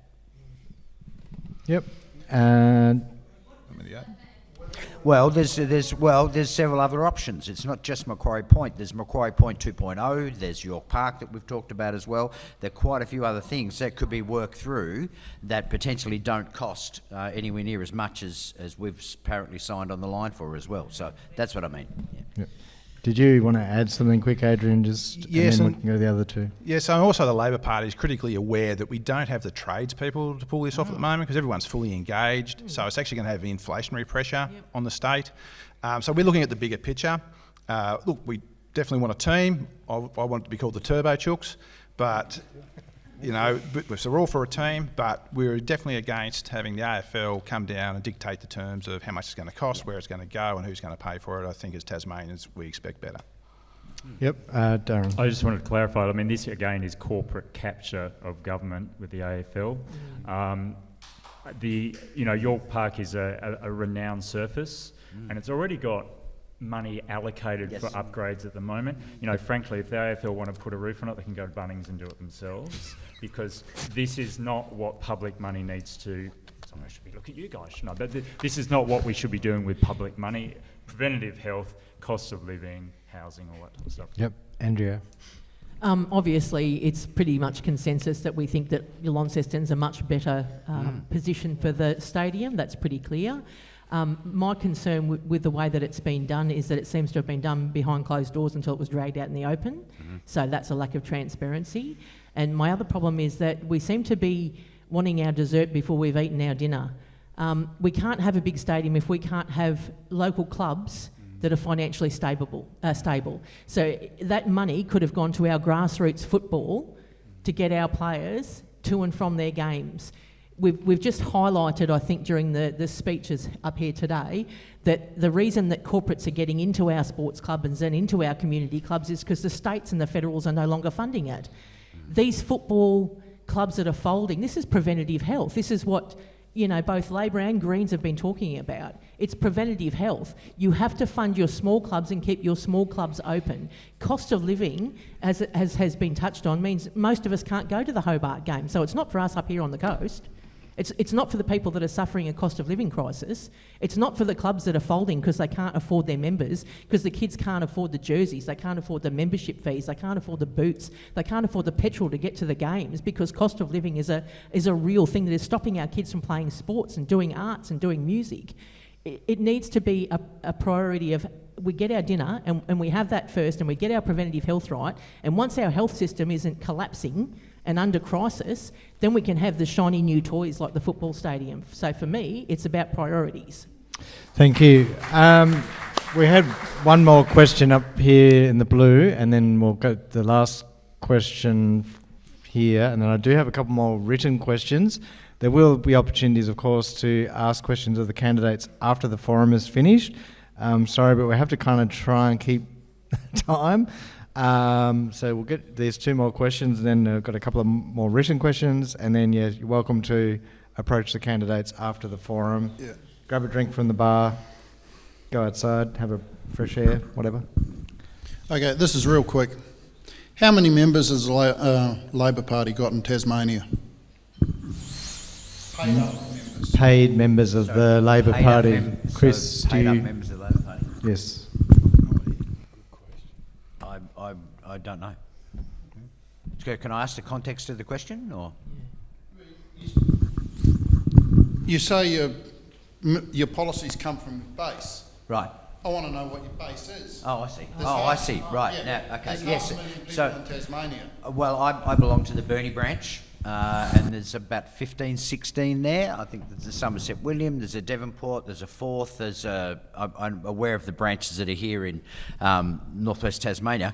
So at those branch meetings, there is a process through where motions can be raised, ideas can be pursued, that is then fed up through into the executive. I don't know how many members we've got, but there's about 20 in the branch that I'm part of, and that's the Burnie branch. So. I was going to bring up a separate topic that hasn't yet been really covered. Last year I was at the FENA conference. It's a scientific conference held every year. It was in Canberra. It was on food sustainability across Australia, which is actually a very grim story when you get to know about the real details of it. But I spoke there to Julian Cribb, who's a very well-known, well-respected science reporter, and I asked him about the prospect of population growth, and in particular in Tasmania. The figure he gave me absolutely horrified me. He suggested a figure of 5 million people within 50 years.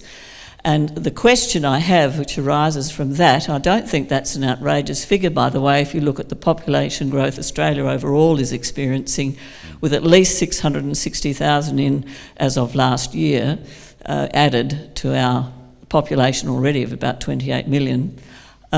What preparation do you think this state and you as politicians would be pushing for in terms of sensible planning regulations that will get development for housing off risky areas such as river flats, seaside areas, which are going to be subject? This is not a question of if, it's a question of when and how rapidly, where many times I've seen low-cost social housing put where the most vulnerable people are left in the way of what will be catastrophic events.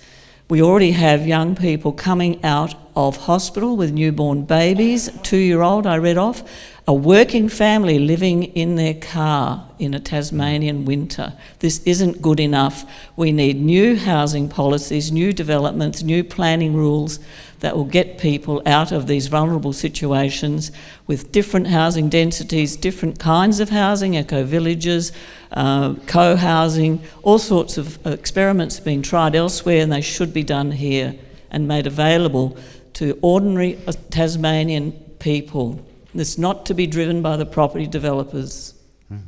Could you please answer that? Yeah.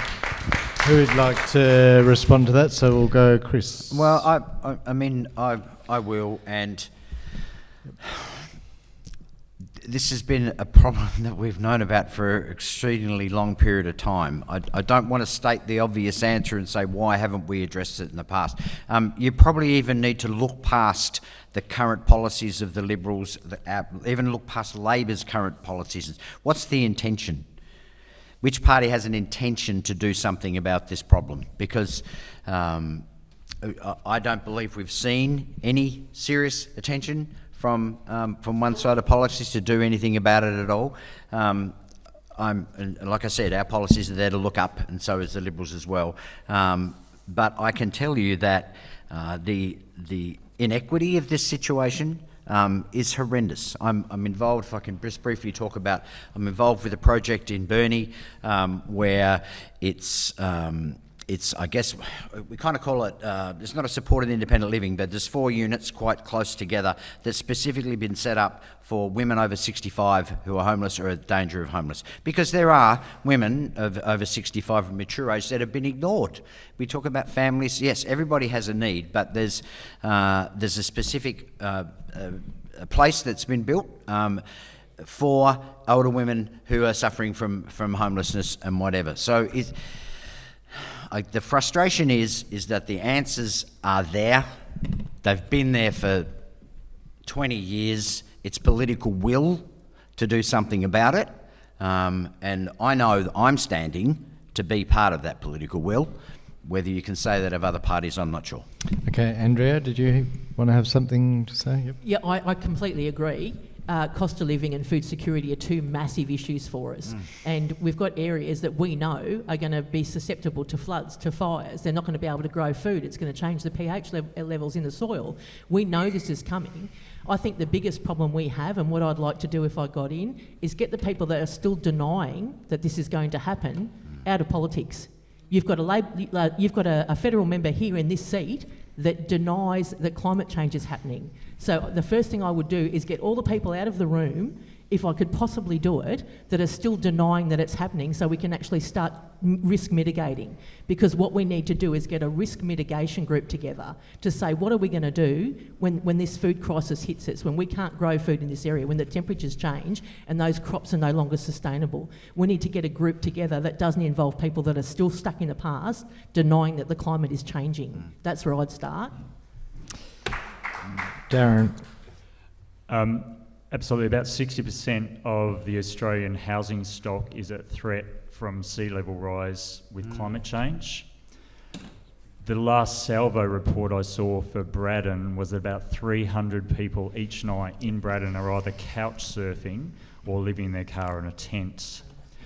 Housing and having a roof over your head keeps you healthy and well, allows you to have a job and raise your kids well. We have so many people that don't have that ability. We do have policies and ideas that go well beyond. So our policy on housing was to increase the funding by 4 times. The current government's pledges for housing made it about $150,000 per house, totally unrealistic. So we think we need to increase that by 4 times. But we're going beyond that, and you don't need to look past us. Our policies are there. We're going to review the planning laws for tiny homes. We have to infill our areas, our suburbs. I personally live in a 6.2 by 2.4 metre tiny home. I've done that for 2 years. That's my choice because I want to be energy efficient, cost efficient, and not add to the housing crisis when I was looking for that. This is all part of Greens policy. Greens in the balance of power have answers for the housing crisis that we've got, and we're going to push Liberal or Labor, whoever's the bigger ones otherwise, to make those changes. Okay, time's up. Adrian, did you want to respond? Yeah, just a quick one. Look, as Chris said, that's the intention. So we've released policy today, I believe it's over 1,000 extra rental units, and also a limitation on short stay accommodation, trying to free up some rental stock. So, and that's not a silver bullet, it's just a first step. But we're critically aware of some people out in the community who are doing it tough, and I feel the numbers of homelessness are tragically underreported. I think there's more crowd surfing and things, couch surfing going on and living in cars, and the numbers even touch on. So no, the intention for our party is coming from a good place. Yep, Dale. Look, where my building is in Devonport, my business is right next to the Devonport Bridge. Right underneath that bridge, there's, I suppose you'd call them cavities in the bridge. There's people down there sleeping in those, whether they're transient or not, but the drug problem is huge. There's needles down around back of my building that we go and clean up every morning. There's so many issues with this housing part. Like way back, I think a lot of you guys probably are younger than me, but there used to be housing department places everywhere, right? And I think back in the 80s, pretty sure it was the 80s, I knew people that were working at the pulp earning $100,000 a year, right? They were in housing department places, right? And then the government at the time sold off those places for around 50, 60,000 of those people. So all those infrastructure we had is now gone. So we're basically got to start again. And even those guys have said, like the mini houses can be utilised. You know, like we're looking at short term to try and rebuild. We haven't got the builders. I could put 5 people on tomorrow in my industry. We haven't got the capacity with our builders to build 500 homes in 12 months. There's so many issues, there's so many things that people keep throwing out there. If anybody has a solution, we'll start throwing them out there. Because, you know, like, regardless of how much money we've got, can we build the houses? Yep. James. At the start of this campaign, I stopped at Wesleyvale shop at 5:30 in the morning with Dotty the bus, and there was a Mr. Bishop sleeping behind the bus shelter, and he was moving back from his summer home in the bushes down at Port Sorrel back to the Bluff because it's better shopping and cheaper. He told me that he earns on the pension $940 or something a fortnight, and that he doesn't drink but he smokes, so half of that goes on smokes and he can't afford to live anywhere. Anyway, I took him to the Bluff because he said, oh, it's going to cost me $50 in a taxi, just get in the bus, mate, we'll be right. I think it's time for sensitive vertical living in the cities we have on the coast. Every time I look at these cities, I look at that potential, but it must be sensitive. You can't just stick up Victorian, Melbourne or Russian type motel accommodations that just are ugly as. We have to really look at that, because we cannot take up housing on our beautiful farming land, because that is the future. If we are going to have 5 million people moving here, we're going to have to feed them too. So if we build on our farming dirt that is really, really good, then we may not be able to feed them. So when it comes to smaller housing design, I do and currently support 2 people that are working on this particular thing for a sensitive solution. And it's modular and can be put up very quickly and can put a roof over people's heads very quickly. It is really warm in winter and really cool in summer, and it costs nothing to run. So there are some solutions, we just need to do it. Thank you. Craig. Yeah, I've been giving it a fair bit of thought lately for these people that have nowhere to live and doing it rough. One of my mates used to sleep on the grandstand at the showgrounds, and then winter he was in the stock pavilion there. You know, we're surrounded with materials, we're surrounded with skill sets. The fact that we haven't got short-term accommodation for these people that are out there sleeping at rough, like, you don't need a major dwelling, all they need is a door they can lock and a bit of security and a roof over their head. We have plenty of degraded land, we have plenty of crown land. I see on an individual community basis, this is something that can be done in conjunction with the local councils. First step is to determine how many people have you got sleeping rough in the community. Second step is where can we put some of these little pods so they can have a bit of security and safety, and then get about doing it. Because as James said, it's minimal cost. I built an art studio for Beck. It was 5 by 6 metre, and I think it was $6,000 or $7,000 in material, and I spent $8,000 paying the tradesmen, and they had that up. You don't need anything of that size. The fact that we've got all the raw materials, we've got the skill set, we've got the money, and there's still people sleeping under bushes is a bit of a blight on where we are. Yep, thank you. We've got one question from gentleman in the glasses, but then we're probably going to have to cut questions from there. Sorry, because I do have a couple more written questions, and I know there are a lot of questions, but otherwise we'll be here till midnight, and I don't think any of us want to do that. So you're the last question from the floor. Thank you. This is a question from the press. I'm from Crikey. This is a quick fire round for everybody who's not Labor. So I want one sentence, one thing, no folksy narratives, hard concrete facts. There's not going to be a majority government. If you're in, you get in power, you'll be asked to give confidence and supply to one party or other, what's the one non-negotiable demand the major parties would have to agree to get your support? So this is a question for Craig, just for Craig? Yeah, okay, Craig. Oh, for everybody, okay. Okay, so everyone who's not Labor. Okay, great. So you guys can rest, you can just chill back. Yeah, we'll start up that end. So Andrea, what is the one non-negotiable in a minority government, which by the way, all polls are pointing that neither Liberal or Labor will be able to form majority government. So to form majority government, you have to have at least 18 seats in Parliament. Now just remember that we've just currently got a minority government at the moment, and this is why your current Premier called an election. So it's highly likely that's not going to change. He knew that. So what does that actually mean for you? You have the power to basically have a say, create the government that speaks for you. So, Andrea, what would you do? What's your one non-negotiable? This is going to sound like it's a really stupid thing to have as just the one non-negotiable, but I want my whistleblowers protected because that's good governance, that's transparency. Whistleblower protection.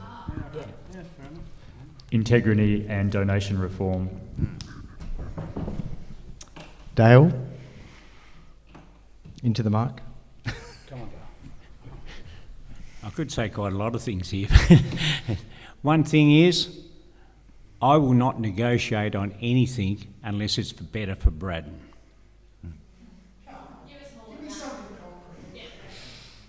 Like Give you more one than thing. that? Yeah, one position. Oh, look, there's no negotiation on some of our energy policies that have been put forward. There's no negotiation on things that we have to help the people of Braddon. And if a government comes to me and said, righto, we want you to give us confidence in this, and if it's not the right thing, there's no negotiation. Okay. What's one policy position of the shooters, farmers and fishers that you will not walk away from? Energy. Okay. There's your answer. Energy, I've already stated, Robbins Island is a no. So there you Okay. go, Robbins Island. We've already covered Robbins that. Island, there you We've already go. covered that. So. James, Yeah, wow. Okay. you're only allowed one. I know. It's hard to choose. I know. Look, one of the biggest things that bugs me right now when I try to get good things done is the Department of Premier and Cabinet. I just don't get it, right? And I think it needs to go because there needs to be a separation between politics and bureaucrats so that the bureaucrats can do their job and the politicians can take the advice, not only the bureaucrats, but really smart people to get better outcomes. And I think for me, the abolishment of Department and Premier and Cabinet is the one thing that I'm really going to stand on. Okay, and Craig? For me, it'd be the environment, the continuation of this deals done behind closed doors and then the environment suffering as a consequence. Environment, health. Yeah, hang on. Once again, here's something concrete. Is it fish farms? Oh yeah, well, yeah. Fish farms is non... All right. No. Yeah, would be fish farms. That's what started my journey because they dumped seals on us for 30 years. Yeah. They're continuing to trash our waterways. The government, both major parties, are getting around acting like corporate cheerleaders for this industry over and above the community and the place that we hold dear. So yeah, fish farms, that's what started it. Yeah.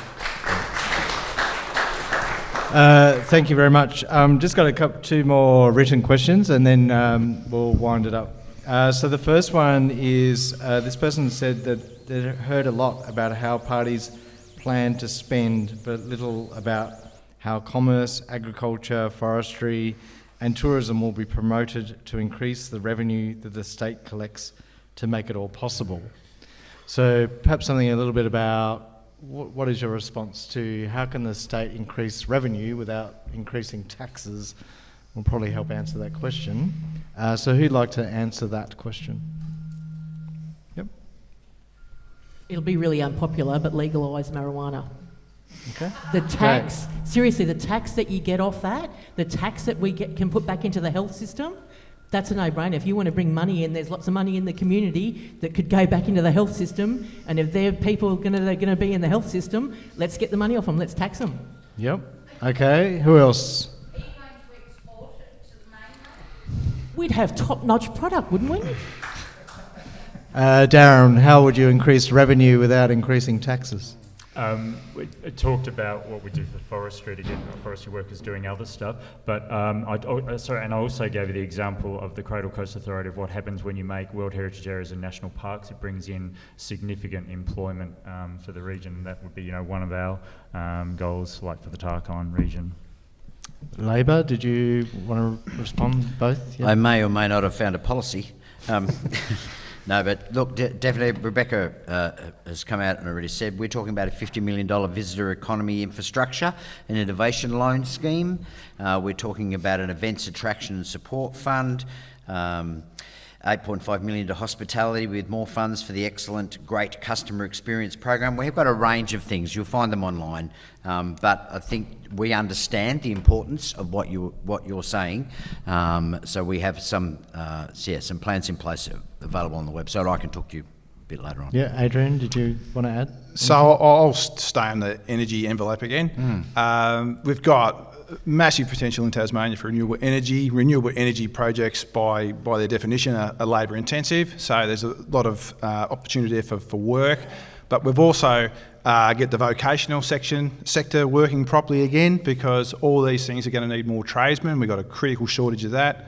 And if we can get our local economies pumping, like the economy should be not trickle down, it should be trickle up. We need to get it at the grassroots. That's when we need to get all our energies need to go into getting our community economies right, and a lot of these things will sort themselves out. But also we've got a plan for hydro to get building again. So at the moment we seem to have renewable energy projects seem to be only open to like you say, corporate interests. We really need to own those assets as we build them. So I don't know if anyone here remembers the hydro of old. I know I used to work with a lot of tradesmen, and that's where they got their start in life. Hydro has the potential to be the engine room for employment, engine room for clean energy, and an engine room to grow capital wealth for Tasmania as a whole, for all Tasmanians. Yep, Dale. Tourism, agriculture. And I think most people would know, like, farmers never stop complaining, and they've got every right to do that. How the big companies screw them to the wall on their prices. They're always on the line. They have a drought for 1 year. It'll probably take them 5 years to recover if they have 5 good years. So with that, and forestry, all about sustainability. You can't just rape and pillage and expect to survive. Yep. James? Yeah, look, I've got some big ideas, but I won't scare you, so I'll just keep it a bit small. Craig knows. So, one of my big ideas, I think it's time that our roads were rethought and constructed for 50 to 60 years. Now, it's going to hurt us for the first 10 years to do that. However, I believe that after that, the little amount of maintenance will allow us then to put that money back into health, schooling, and wherever else we need to go. We have the raw products here at Railton for cement. We have all the rock we need. I think it's ultimately time for concrete.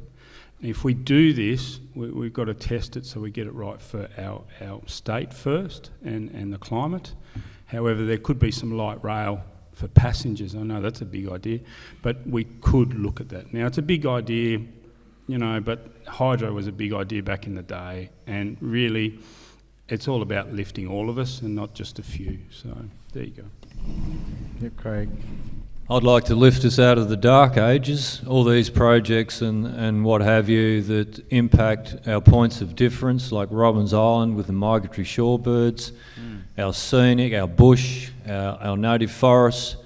What you need to do is, and with what's going on in Macquarie Harbour, we're going to push a species to extinction, or are we going to stand up and say, no, these things that we hold dear, are going to be protected. And if we do that and make a stand on it, I'd be charging an extra fee for everyone that wanted to come here and visit this place to admire our points of difference. For instance, the Aboriginal pathways here. Just over at Fossils Bluff, just over there, we have fish traps that predate the pyramids. Tollymore Road from Table Cape just along is the old Aboriginal pathway. From there you connect up with Boat Harbour, those tracks are through to Rocky Cape. You can continue all the way to Robbins Island. And if you want to keep going, Cape Grin, that should not be in foreign hands, the significance of that area. All these points of difference are what we need to stand up for and protect, and people will pay and come to see it. And when they're here, they will spend money. We're doing it with our coastal pathways. Everything should be licked up. You should be able to get off a plane, off a boat, and start walking and either go inland or go along the coastline. That's where our future is. It's not big corporates. It's the points of difference. Good. Thank you. And one last question. So thank you everyone for sticking around.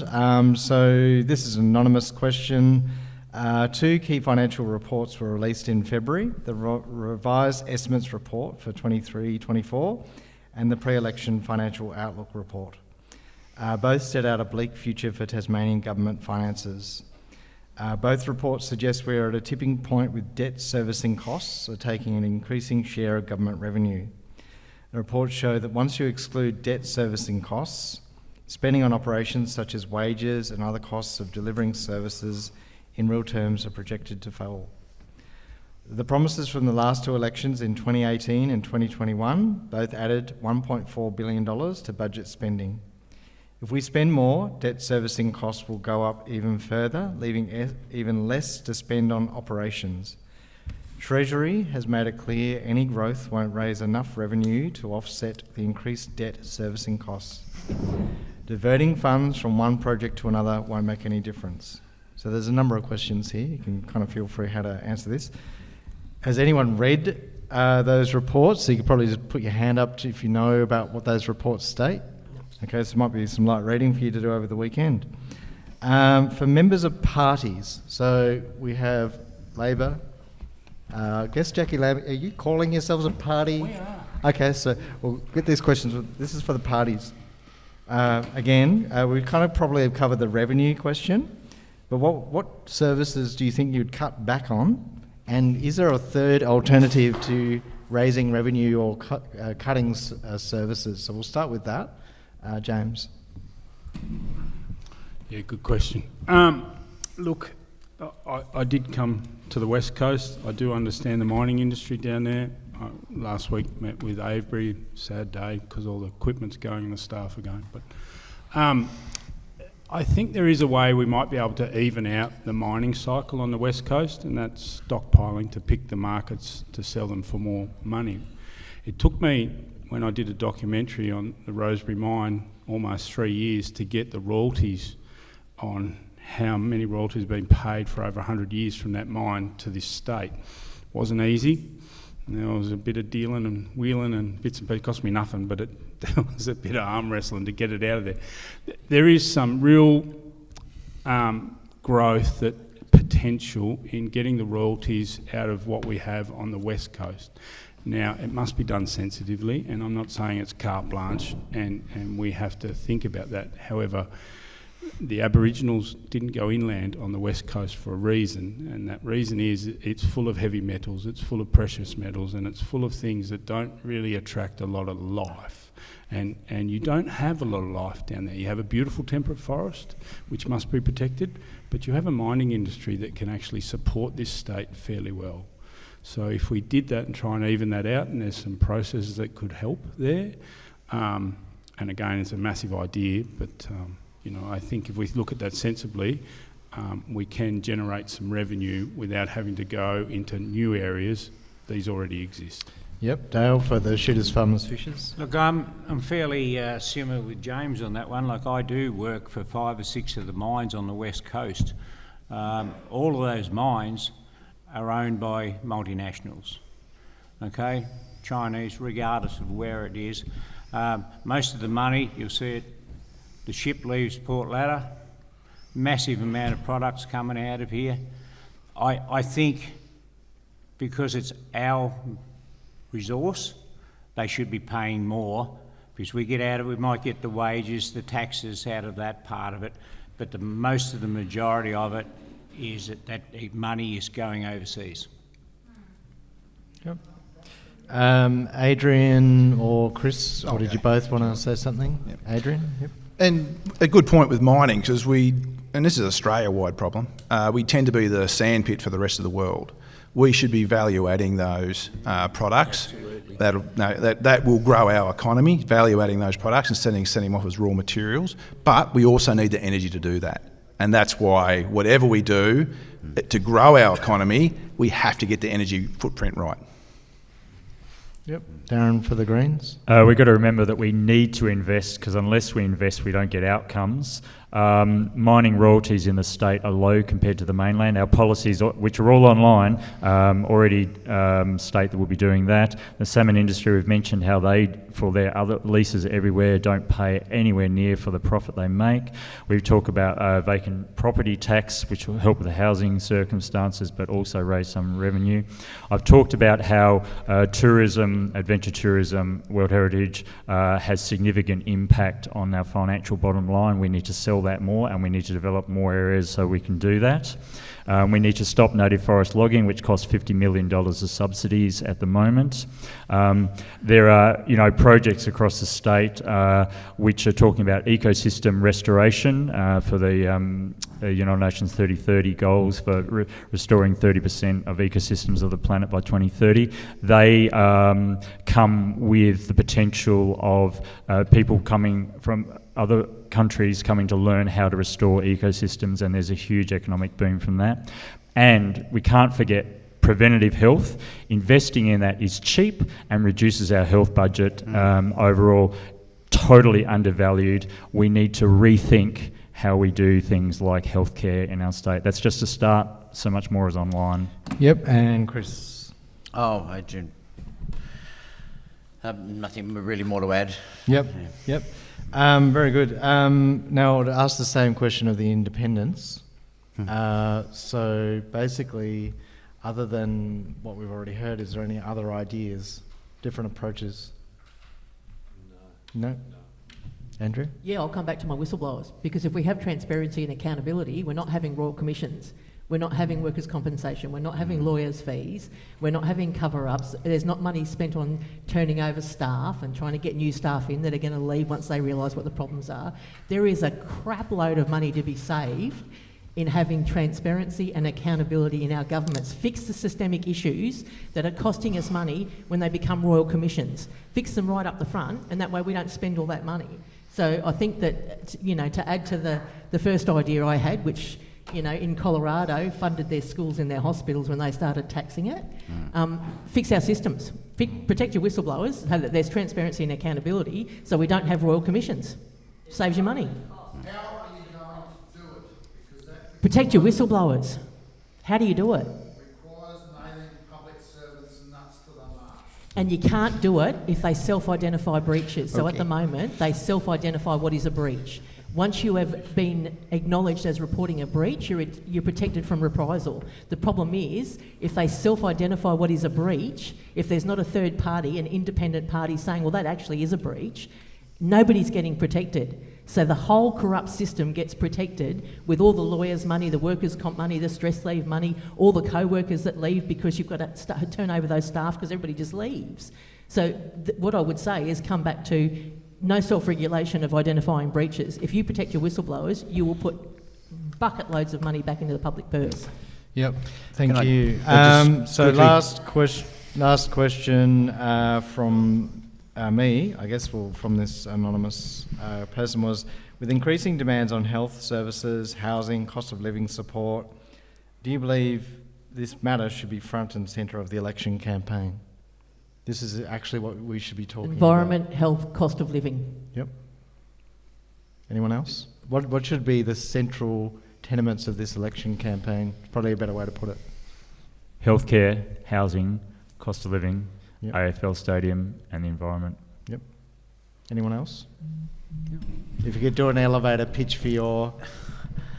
Well, it's hard to put it in an order because it means different things to different people. So people need a functioning, properly funded, properly running health system, but not necessarily all the time. So the cost of living is that bites different people in our community. There are some people who really are sailing through this cost of living thing pretty well, but for the majority of us, then we're not. So I don't know that I'm going to put them in an order. You don't need an order. I think that there are some things we can get to the crux of first that may help out a lot of these things as we roll on. So I don't think it's a matter of fix this problem, then fix that, then fix that. I think that a lot of these things go hand in hand, and we need to approach it in a holistic way, and go. I don't know. Spend 2 years having a crack at lots of different sort of things, and maybe then put your head up and go, where are we? Where are we? Yep. So yeah, I can't put these. I can't rank these things. Yep. Yeah. Adrian, did you have I'm on the same vein of that, like, say, education. You know, the quality of education is directly tied to your quality of life and your life expectancy. But then you've got things like your healthiness, the health system.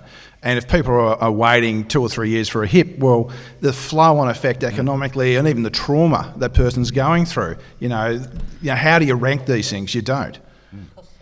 Yeah. So all these things are what, are the ills that our community are suffering. And you can't really say one is more important than the other, because you'll find that they're all tied together and they're all dragging us down.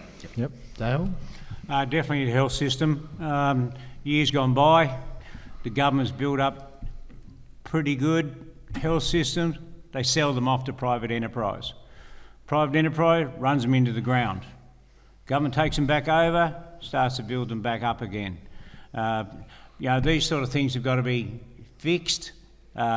Ramping, I have a solution for ramping. I'm not going to let it out right now because everybody seems to copy what I've been putting out. It's not ban it, is it? You can't just ban ramping. I'm not banning ramping. I have Good, I have a solution for ramping, but I'm not putting it out there right now. Okay, I spent 4 hours on Thursday at a couple of hospitals talking to the people, and they've all come back with one thing that is the problem with ramping. You can't fix it 100%, but it's a step forward, and the same as a lot of the system. Getting into the hospital is not the AMBO's fault. It's not the staff that's in there. It's what happens to get those people in there and get the people out of the beds to get the beds free. Yep. James? Yeah, look, all of those things. But local government's a little broken too and needs to be fixed, and we need to have a little bit of political will to do that. We've just wasted a heap of money and gone in a circle. And the other thing for me is that, look, it's all about you, and yet I think the separation of power between bureaucrats and politicians needs to be fixed too. It's way too close, and for me there's a lot of concerns and a lot of red flags. Thank you. Yep. Craig? Yeah, to me it's all about health. The first step is getting a healthy democracy back and up and running, and then everything else will benefit from that. Health of the environment, your mental health, your financial health, and anybody that's staring down the barrel of death realises that your health is everything, and the health of our environment affects our mental health.